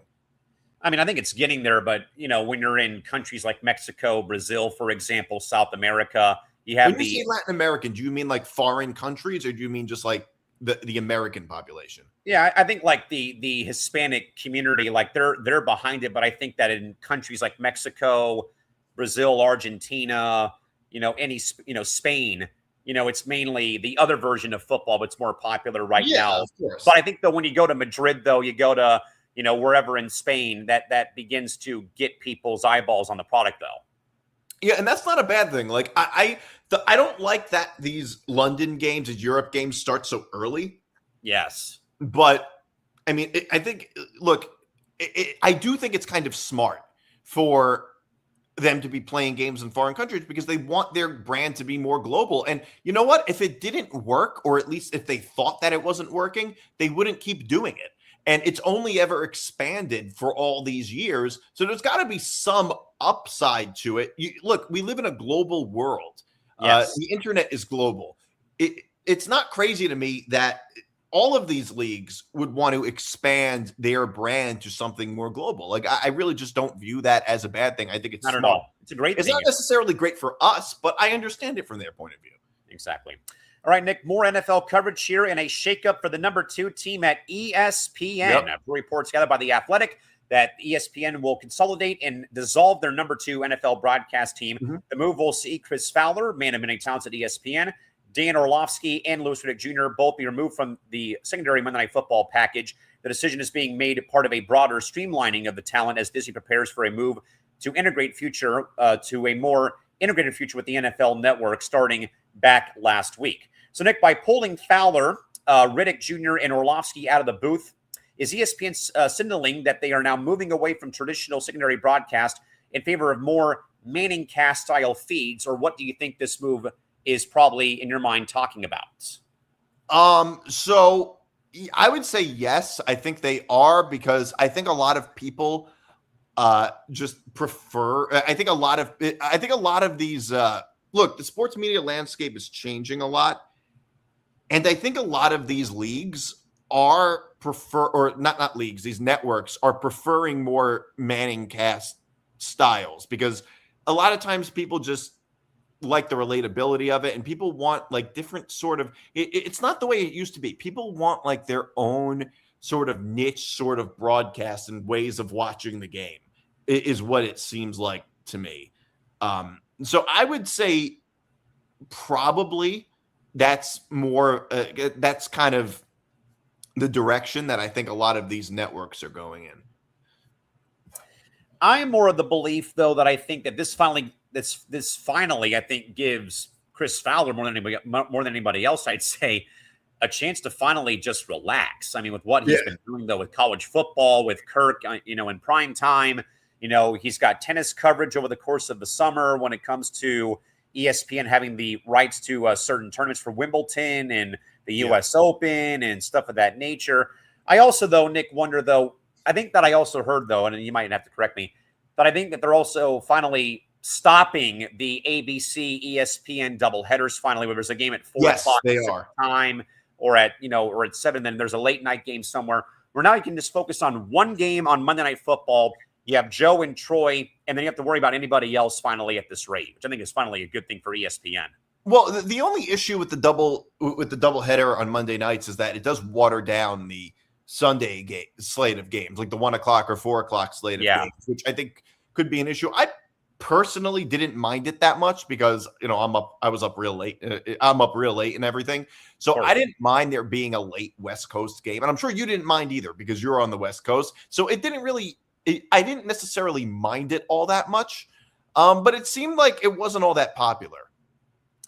And I kind of wonder, though, how often, though, Nick, because it felt like, though, to me, though I didn't watch, was I would notice, though, watching ESPN when they would show the ads, though, for a doubleheader, they always had that one clunker of a game, like every time they did a doubleheader. It felt like. And I think for a long time, too, we could also, I think, make the argument, for a long time, Prime Video for TNF had a lot of clunkers at one point in time, too. There's been... no, that's certainly true. That's always been a huge issue. And, the NFL, they're just sort of like trying to figure everything out. They're experimenting a lot. And I guess they decided that, like, I'm actually a little bit surprised that they ended up getting rid of the doubleheader Monday night game, because they usually like stick with it. Like, I'm almost surprised that they didn't want to do a triple header. Don't give them any ideas. I don't want to give them any ideas. I don't know if they watch the show or not. Oh man, could you? I gotta go pee. I cannot I cannot imagine a triple header though for Monday Night Football, because I mean that would be absolutely brutal. And our good man Nick Morgasen first writes in 16,000 steps later at Hollywood Studios and back at the room sitting to watch the rest of the show today. Thank you, of course, our fearless leader. He says, so, fellas, in short, you're saying more Kelsey, more Pat McAfee, so we can hear more WWE and less NFL commentary. I think, Nick, you're spot on. I mean, we talked about this regarding the whole Netflix debacle of Yankees-Giants, and I think that that's not a off-base take. That now with ESPN having the long lead-in now for their first ever Super Bowl coming up, I think, this season or next season. But now that people, Nick, don't, as DiMartino said, though, do a lot of the average sports fans out there now really care about the likes of a Joe Buck or Troy Aikman anymore, Nick? I don't really think so, sadly. I think at this rate right now that people, sadly, Morgasen, they don't value people like Morgasen, McClurg, or DiMartino anymore. They care more about hearing the hot mess garbage of a McAfee, Kelsey, the Manning brothers, the SNL style, you're bringing guests every half an hour to watch the game, where I get it. It helps out the ratings though. But at the end of the day, I think that, yes, it's more about influencers, not about professional commentary. That's where I think, Nick, that we're losing the plot, as Netflix showed us with that first MLB game on Netflix. I think that also in a way goes, I mean, can I say it? It goes, I think, to the Tyson Paul debacle that happened too, with how, why is Mario Lopez talking boxing? Why are all these, no-name people that I don't really care about talking about boxing or talking about the NFL, talking about Major League Baseball? So I don't know, though, DiMar, if you agree, though, with Nick's sentiments, though, that we'll have more Kelsey, more McAfee, and more WWE-style talk than actual commentary, and that it's more about influencers and not about pro commentary now on broadcasts. Oh, you're going to be my friend. My bad. Yeah, I just noticed. Okay, so it's more about influencers and not about professional commentary. I mean, that's a little bit true. I think that's a little bit true. I don't know if that's necessarily what this move signals. I wouldn't call the Manningcast influencers or anything like that. No, I just think it was more of a thing to restructure that number 2 booth. Is that, could that be Rich Eisen taking over maybe for all those games in London or overseas? But I just think it was mainly dumped, though, I think, because they're saying we don't need to have a number 2 team now because there's no more double headers. Yeah, that's certainly true. Also, I like some of this stuff. Like, I think some of it is smart. I think some of it is smart. Like, if you want to look, like the whole cookie cutter professional broadcast teams that we're used to seeing, that's not as appealing to as many people anymore. You can call it for what it is. It's a dying breed. It's a dying breed. That's exactly what it is. And it's trying to adjust to the times a little bit. I mean, look, there's certain things that there's certain individuals necessarily that I wouldn't always want to see on the broadcasts. But I don't necessarily think the new way of doing it is always necessarily bad. Like, I think people like authenticity and personality rather than the same thing over and over and over again, where it's just strict analysis of games. I just don't view that as much of an issue. There's a reason that Pat McAfee is super popular. There's a reason Barstool is super popular. There's a reason for all of it, and it's because people like them. Like, people lament it a lot, but I don't really have that much of an issue with it. I don't really watch pre-games very much. I don't have time. I don't really care. I watch the games for the games. Now, in terms of if I'm watching a Monday night game, I would probably watch the main broadcast because I'm not watching it for the broadcast crew. I'm just watching it to watch the game. But I think there's, with, streaming platforms and new types of broadcast crews, the sports media landscape is changing a lot, and that affects how games are broadcast. And there will be a new sort of niche way of watching every game from now on. That's the direction that everybody's it's going in. I mean, the only thing that I think will remain the same will be, or closer to the same, would be baseball. I think you will always, you have some games that are on streaming services, but I don't think the Mets or Yankee or the SMY or the Yes Network are going to have a Manning cast for baseball games as much. As people watch for certain personalities or for betting purposes only now. I think it's true, though, especially with the betting purposes now, especially with where legalized gambling has gone for sports. That part I will agree with 100%. Well, I don't think people watch the games I think people watch certain broadcasts for personalities. Like, if I have a choice, if I'm watching a pregame or a postgame, I would watch it. I would watch who is on the panel is what would get me to watch it.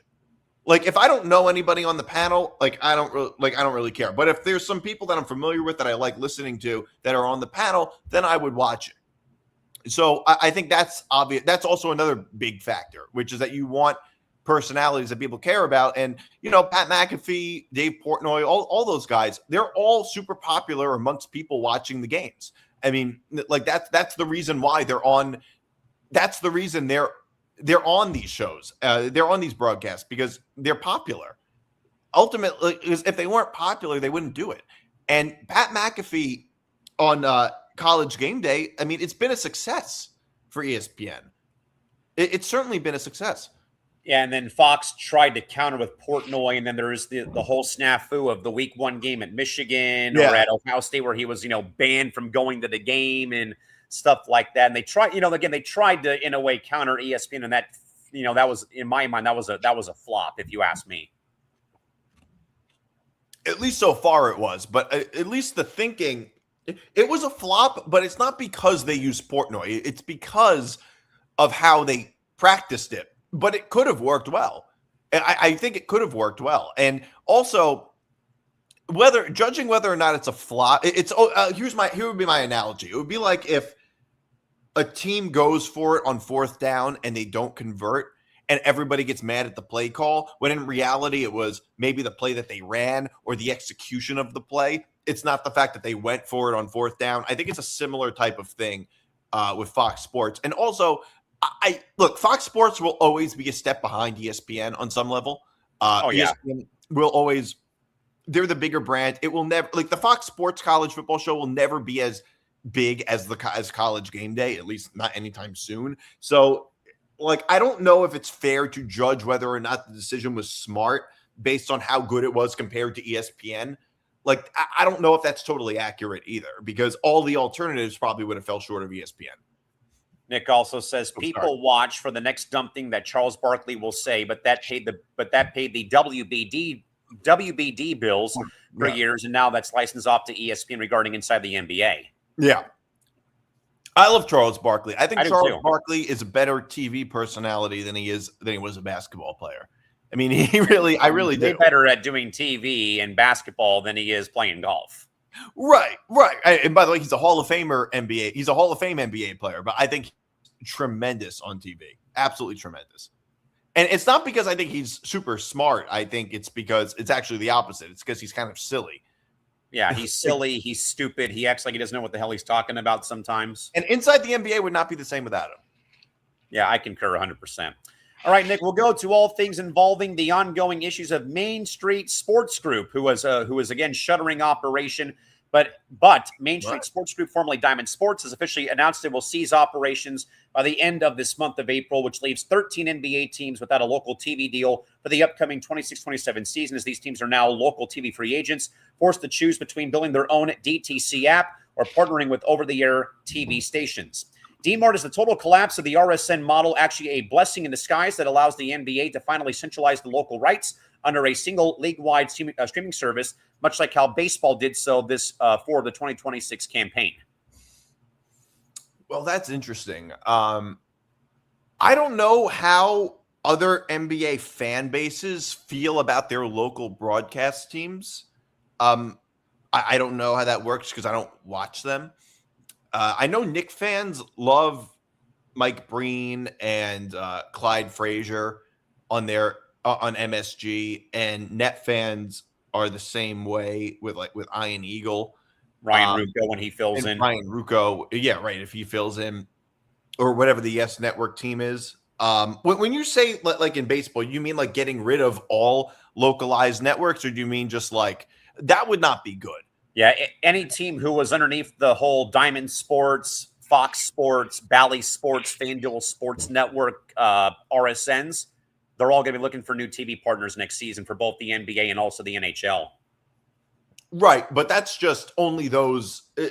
Right. I mean, I don't think it would necessarily be bad for these particular teams, because maybe, I don't know, maybe their broadcast teams were. I don't know how their local fan bases really feel about their local broadcast, so it's a little hard for me to say. But I guess it's just how, like I said before, it's just how the whole sports media landscape is changing because society is changing. Like a lot of people, I think I probably know more people who have Netflix than have cable.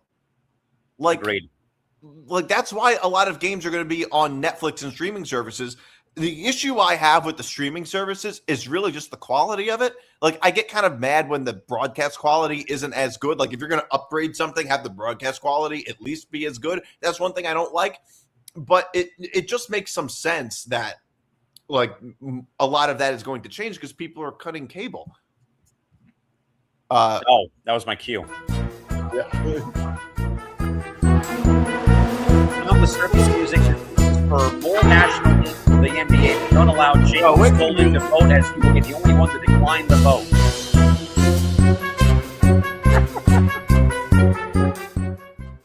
All right, go ahead.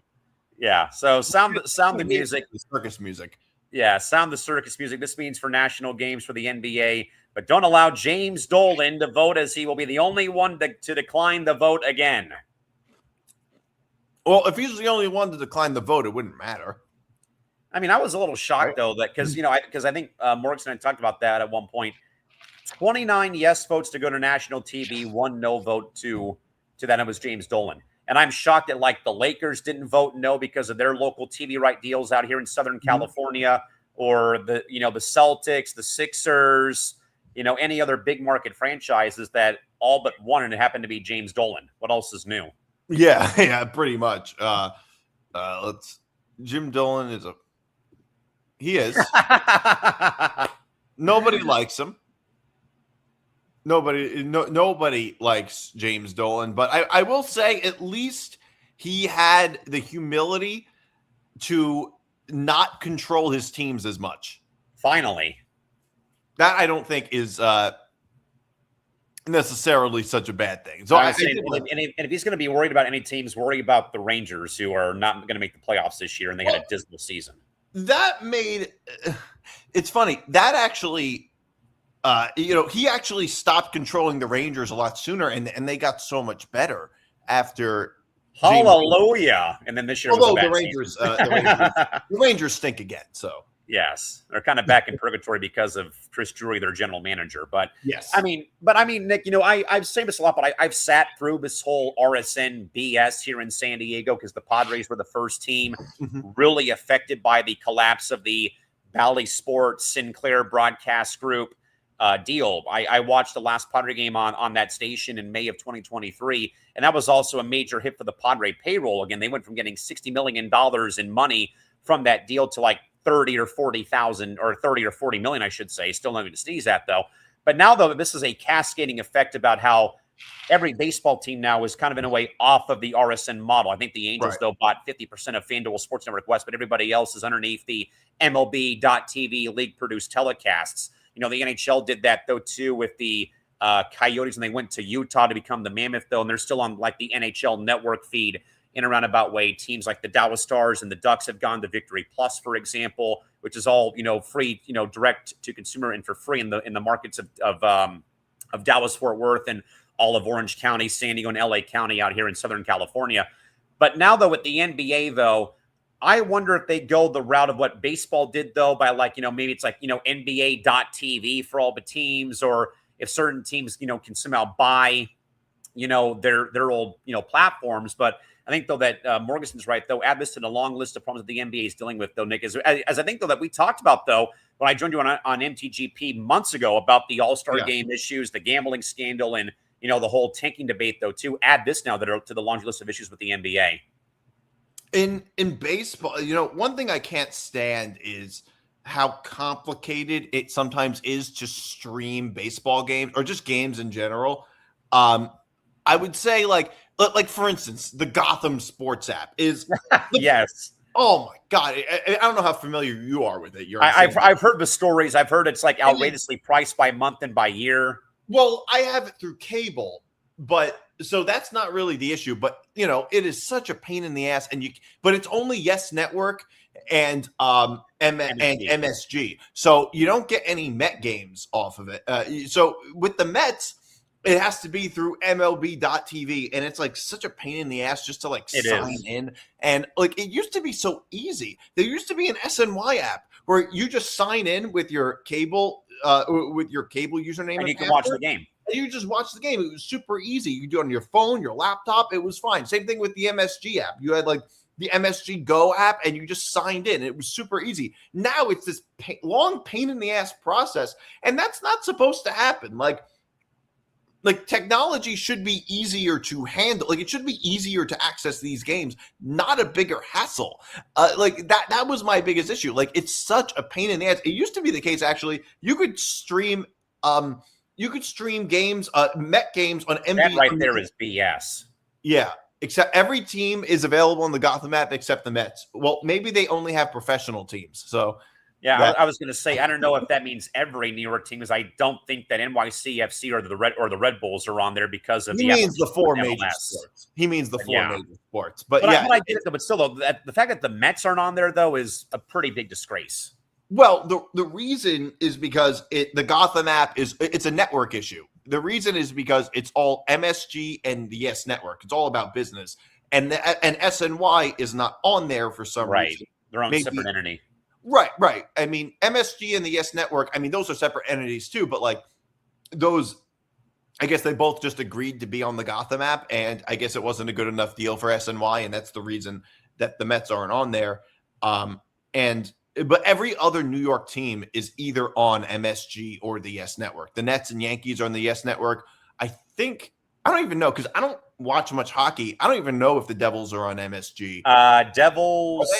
Devils, Rangers, Islanders, and Sabres, I think, are all on MSG, I think.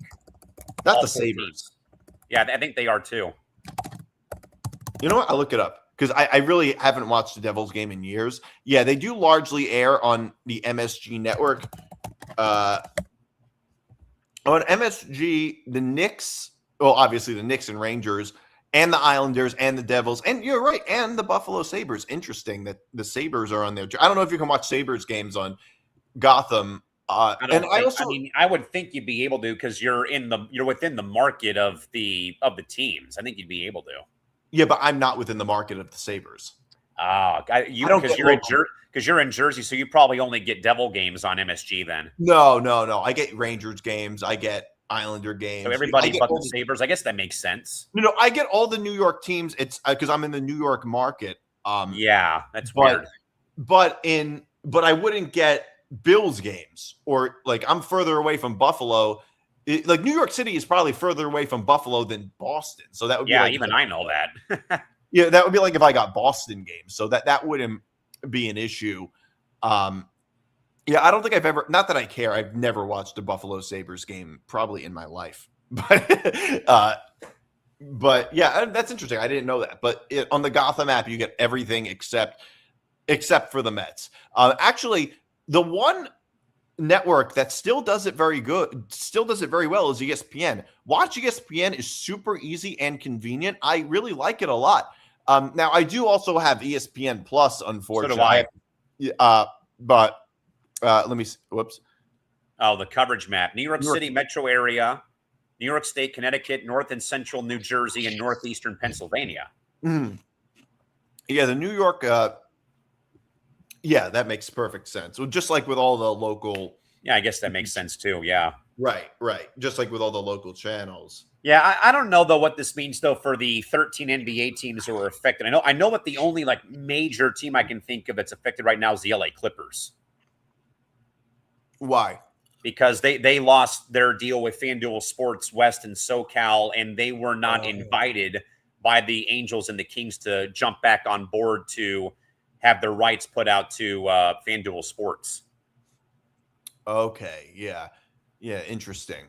But I don't know. I think that in this area, people really like their local broadcast crews. Like all the New York teams, everybody seems to love their broadcast crews. I don't know if they're like that everywhere in the country, though. I don't know if they really care. I mean, the Padres have had Don Orsillo for the last, I think, 10 plus years doing games on TV out here.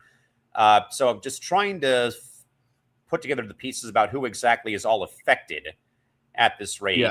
Again, there's 13 NBA teams. So the list right now includes Atlanta, Charlotte, Miami, Oklahoma City, Cleveland, Indiana, Detroit, Minnesota, Orlando, Milwaukee, San Antonio, and the Clippers and the Memphis Grizzlies. These teams will lose their local broadcaster after the regular season concludes on April 12th and will need to seek new TV deals for the upcoming season. Reimbursements for lost right fees are expected, but long-term broadcasting agreements remain uncertain. So there's the 13 teams, DMart, who are affected, and shockingly enough, the defending champs of the Thunder right now are one of those teams. Yeah, well, they're a small market. Yeah, that is kind of interesting that like such a good team and probably the favorites to win it all are in this sort of predicament. I think I'm just more shocked that it's that the Clippers, who are still within LA, they can't find a way to put together some kind of deal to get onto local TV come next season. And again, I thought it was very weird though, as the whole thing with what is FanDuel Sports Network West and SoCal. There's two different versions of them. That used to be FSN West and Prime Ticket back in the day. That the Clippers were a part of Prime Ticket forever, and the Angels and Kings, which again makes no sense from the geography standpoint, they link up to buy part of half and half of the platform to show their games on TV, and the Clippers kind of got left behind for no reason. Yeah, well, because they're the little brother team. That's the reason why. Even then, it still is the greater LA area and still the LA demographic or LA TV market, which is weird though. And Nick wonders, could the Clippers go the same direction as the Braves though?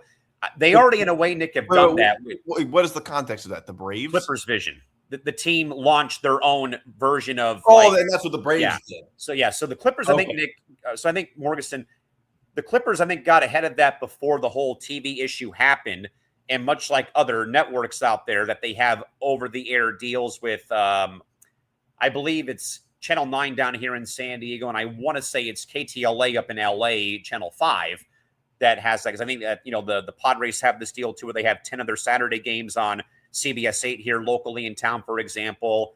The Ducks and Dallas Stars have their deals with either Fox 11 or KCOP 13. That I think that Morgasen's long said you legally have to have a over-the-air station to cover the games, though, still, if you go a different direction when it comes to this, though. But I would think, though, Morgasen, Clippers Vision becomes the new way to go, and I think they would have a deal with probably KTLA or KUSI here in town. Yeah, I mean, it's not much I know about. Do they play in the same? Do they play in LA proper? They play in Inglewood, right by SoFi Stadium, where their new arena's at. Okay, so it's right outside of LA. Yeah, so they're suburban LA. Yeah, they're suburban LA. Unlike the Lakers Yeah, they actually play in downtown LA at Staples, Crypto.com, whatever you want to call it. So is it kind of like the Jets and Giants playing right outside of New York and New Jersey? It's like that? Yeah, same could be said for the Red Bulls, who also play in Harrison, New Jersey. Yeah. I mean, but even when they were the Metro Stars, they were playing in both New York and New Jersey until they finally settled in Jersey. Does Inglewood border Los Angeles? It's in LA County. It's probably, I'd say, on a good day without traffic, probably 25, 30 minutes east of downtown LA. Okay, so it is very similar to like the Jets or Giants playing. Yeah, essentially. Or the Islanders playing on Long Island, something like that. Right, exactly. Yeah, it's not that far. Okay, I was actually a bit wrong. On a good day, it's an hour with traffic. It'll take you 1 hour to go 12 miles from Inglewood to downtown LA. That's just traffic that's just LA traffic. I don't know if LA traffic in general, which is, I mean, look, I deal with New York traffic and I hear the worst, and New Jersey traffic. I hear the worst things about LA traffic. Yeah, I mean, we also forgot that you could go Atlanta traffic, New York, New Jersey traffic, SoCal traffic.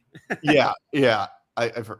Yeah, so it looks like it does border LA though. Yeah, I mean, they're in LA. When you say an hour, you mean from where the Clippers play to where the Lakers play? Yeah, it right now it's an that hour makes drive. Sense. Yeah, to get to Inglewood, to actual downtown Los Angeles, 12 miles.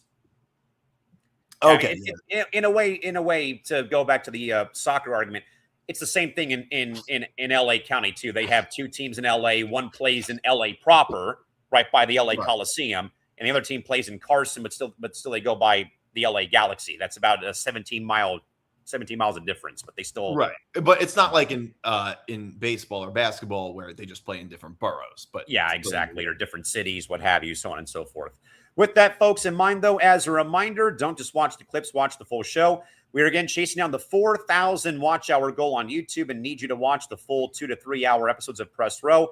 If you're a fan of the Grand Circle Tour of Sports, Business, and Media, show us some love by hitting the subscribe button right now at youtube.com/YouTube Network and leave the show running in the background while you're at work or while you're maybe at the gym, or if you're just enjoying a nice day on the couch and wanting to watch some YouTube, go and watch us there at youtube.com/. Even if you don't want to hear us, turn the sound off. It still helps us. Yeah, even then, you still can help us out, though.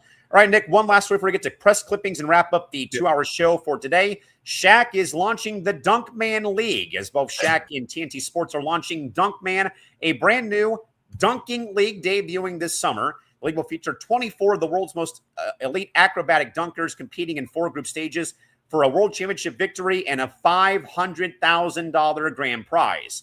Nick, can a skills-only league sustain interest over a full summer, or is this better suited as a high-production social media content play, or should we just go back, though, DiMartino, bring back Slam Ball? What is Slam Ball? Never heard of Slam Ball, eh?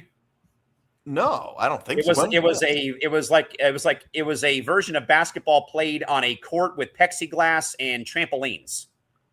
Is that still a thing? Not anymore, but it was really cool. Okay, well, I don't think it's going to sustain that much interest for long. Just because I don't really think people care that much about it. I mean, the only thing is that it's going to be in the summer and not much else other than regular season baseball and maybe some tennis tournaments are going to be going on. So there's not going to be much sports to actually pay attention to. So that's one thing it has going for him. But no, I mean, the way I see it is that none of this new stuff seems to work very well. I mean, people talked about the big 3 and sure, it had some attention, but I don't know. I don't think people care that much about the big 3 or all these skills leagues. I just don't think they care. No, I don't think. I thought that the big 3 was like a flash in the pan. It kind of, in a way, laid the groundwork for Unrivaled with women's basketball in a way. Morgasen says, bring back basketball. Wait, what is basketball? It was a movie that kind of morphed baseball and basketball together all in one. I might misspeak here. I feel like Kevin Costner may have been involved in that movie because he was a big baseball guy at one point. But for those wondering, this is actually what slam ball looked like way back in the day. Not the best image here, but I'll pull it up for you real quick. But they're on like trampolines. Yeah, they literally built trampolines and had like hockey glass around the whole court.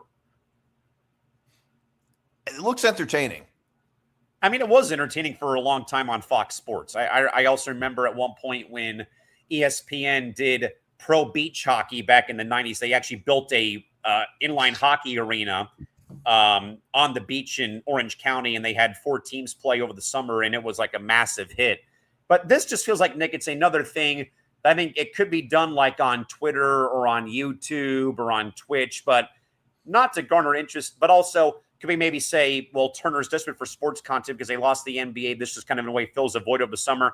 Who's really going to watch, though, Nick, when you've got the World Cup going on this summer? You've got baseball, you got tennis going on, you have other things going on. I don't really care to watch a dunk league for 24 weeks for a cash prize. No, but this is only, I mean, if there's going to be a time that you do it, it's going to be over the summer because that's the slowest time for sports. Although the truth is, you're not really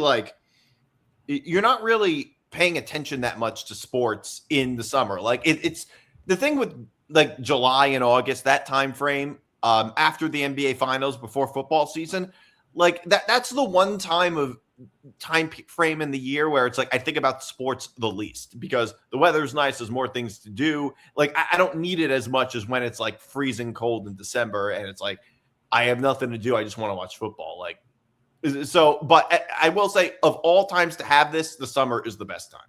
So a quick correction real quick. So Basketball was a film. It was a movie, right? Yeah, it was done in 98, done by David Zucker, starring South Park creators Trey Parker and Matt Stone, and also co-starring Yasmin Bleeth, Jenny McCarthy, Robert Vaughn, Ernest Borgnine, and Dane Bacher. The film was a hybrid about combining baseball with basketball, invented by Zucker back in the 80s. Parker and Stone played childhood friends who envisioned it as something they could win against athletes. It became an overnight sensation and also a target of corporate sponsorship. And it grossed a staggering $7 million at the box office. Interesting. A $25 million movie got $7 million at the box office. It was still funny. Yeah, well. Oh, well. All right, Nick, we'll close up shop for the day. Don't get to our press clippings here. Yep. Some rapid fire stories to end the day. Nick, Augusta National has voided the tickets of several permanent badge holders who were caught reselling their passes on the secondary ticket market last year and have now been banned from buying new tickets for the upcoming tournament. Nick, I would probably say this is sadly nothing new when it comes to ticket reselling and breaking the rules. That's against the rules, right? Like they're contractually obligated. Like they're not allowed to do that, right? Yes, you cannot do that. Yeah, I mean that doesn't surprise me that they would.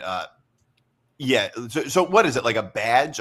Badge holders? Yeah, you get like a weekend long badge, like like almost like a VIP, I'd say. But in a way, it's like the badge though is like your ticket basically for an event like that. And if you get caught reselling them, though, you could be facing stiff penalties like that.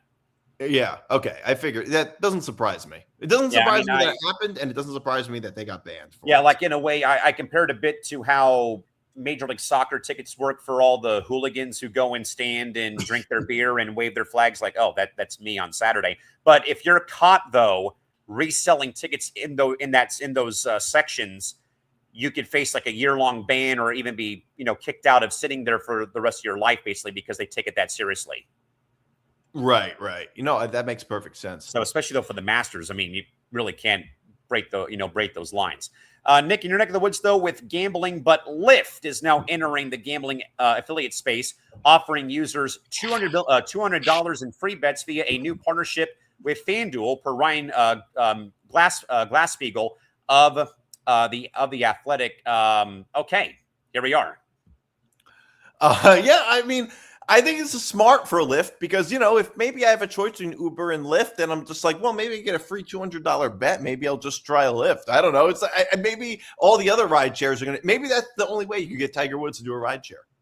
They'd have to offer him like free pills, but I mean, if anything, it's a good way to kill time while you're going to, the airport, or if you're going, wherever you're going, though. Like, oh, okay, $200 in free bets. Well, let's go put it down on whoever to go win the NBA title.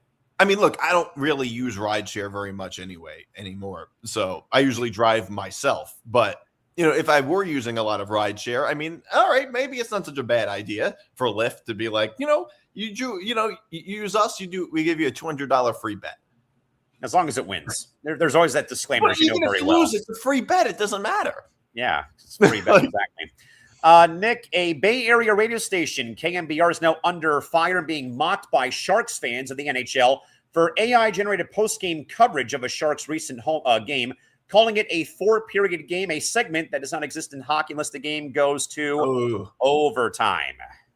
Yeah, that's bad. Look, man, if you're going to do anything AI, make sure you double check it so people don't figure out it's so obviously AI. I mean, that is just embarrassing. The problem, and that's the last thing that the Sharks radio station has to have happen when they're trying to make a playoff run here. That in a way, like maybe to your point though, this just shows you that the NHL is not on a lot of people's radars, especially when the Sharks have been so bad for the last 5 to 7 years. Well, yeah, the NHL is, the redheaded stepchild of the 4 major sports. It's getting there, but I mean, when this stuff's happening, though, especially, if this was like a football or a basketball or a baseball team, it'd be a million times worse. But it has to go in the Bay Area. I would love it if the Yankees did that, just so I could rip on the Yankees. Any reason to rip the Yankees, exactly. Yeah. And then Nick finally did a very stunning news for the almighty Tennessee women's basketball program, who no longer have any players on their roster after a massive roster exodus, including Jada Civil entering the portal in wake of recent actions of head coach Kim Caldwell, including very much, though, Nick, some very, very ugly comments about her team's play that were made public in the media, though, during the course of the season.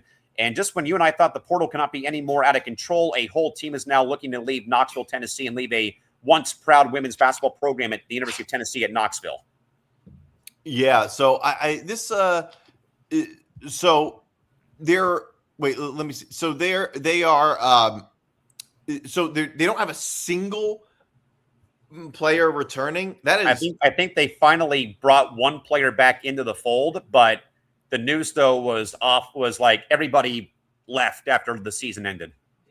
Wow, I don't know if we've ever seen that before, especially for Tennessee. I mean, the Tennessee women's basketball team, they're actually good, right? Like, they were at one point like right up there with UConn and, but all that was after Pat Summitt had sadly passed away, and they went through different coaches with Holly Warlick and Nikki Fargas and, so many other, people who were groomed underneath Pat's system. And now it's like all of a sudden one of the, flag bearers of women's basketball can't keep their talent around anymore because of the coach.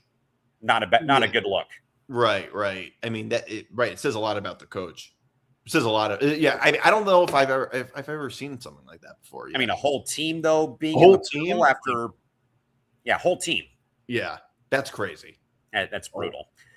With that, folks, in mind, though, we thank you all so much for joining us today here. We are back to our regular time and regular panel next Wednesday, April 15th at 11 a.m. Pacific, 2 p.m. Eastern. A major thanks to our good man, Nick DiMartino, for coming in to fill in for Nick Morgasen this week. We will see folks back here again next Wednesday, 11 a.m. Pacific, 2 p.m. Eastern. We have plenty more coverage coming your way through the remainder of this week here on ETB. Before Nick DiMartino, Callan McClurg saying good evening / good night here from the left and right coast here. We'll see you back here again next week for more Press Row and more hard-hitting topics. Well, you can catch us on ETB Lounge on Sunday at 5 o'clock. You can. You will. You'll see us and 2 other people. And a whole array of characters for a 3-hour happy hour of the sports world next on Wednesday. Well, see you guys then. We'll see you then, folks. Have a great day. Take care. Bye-bye. Yeah.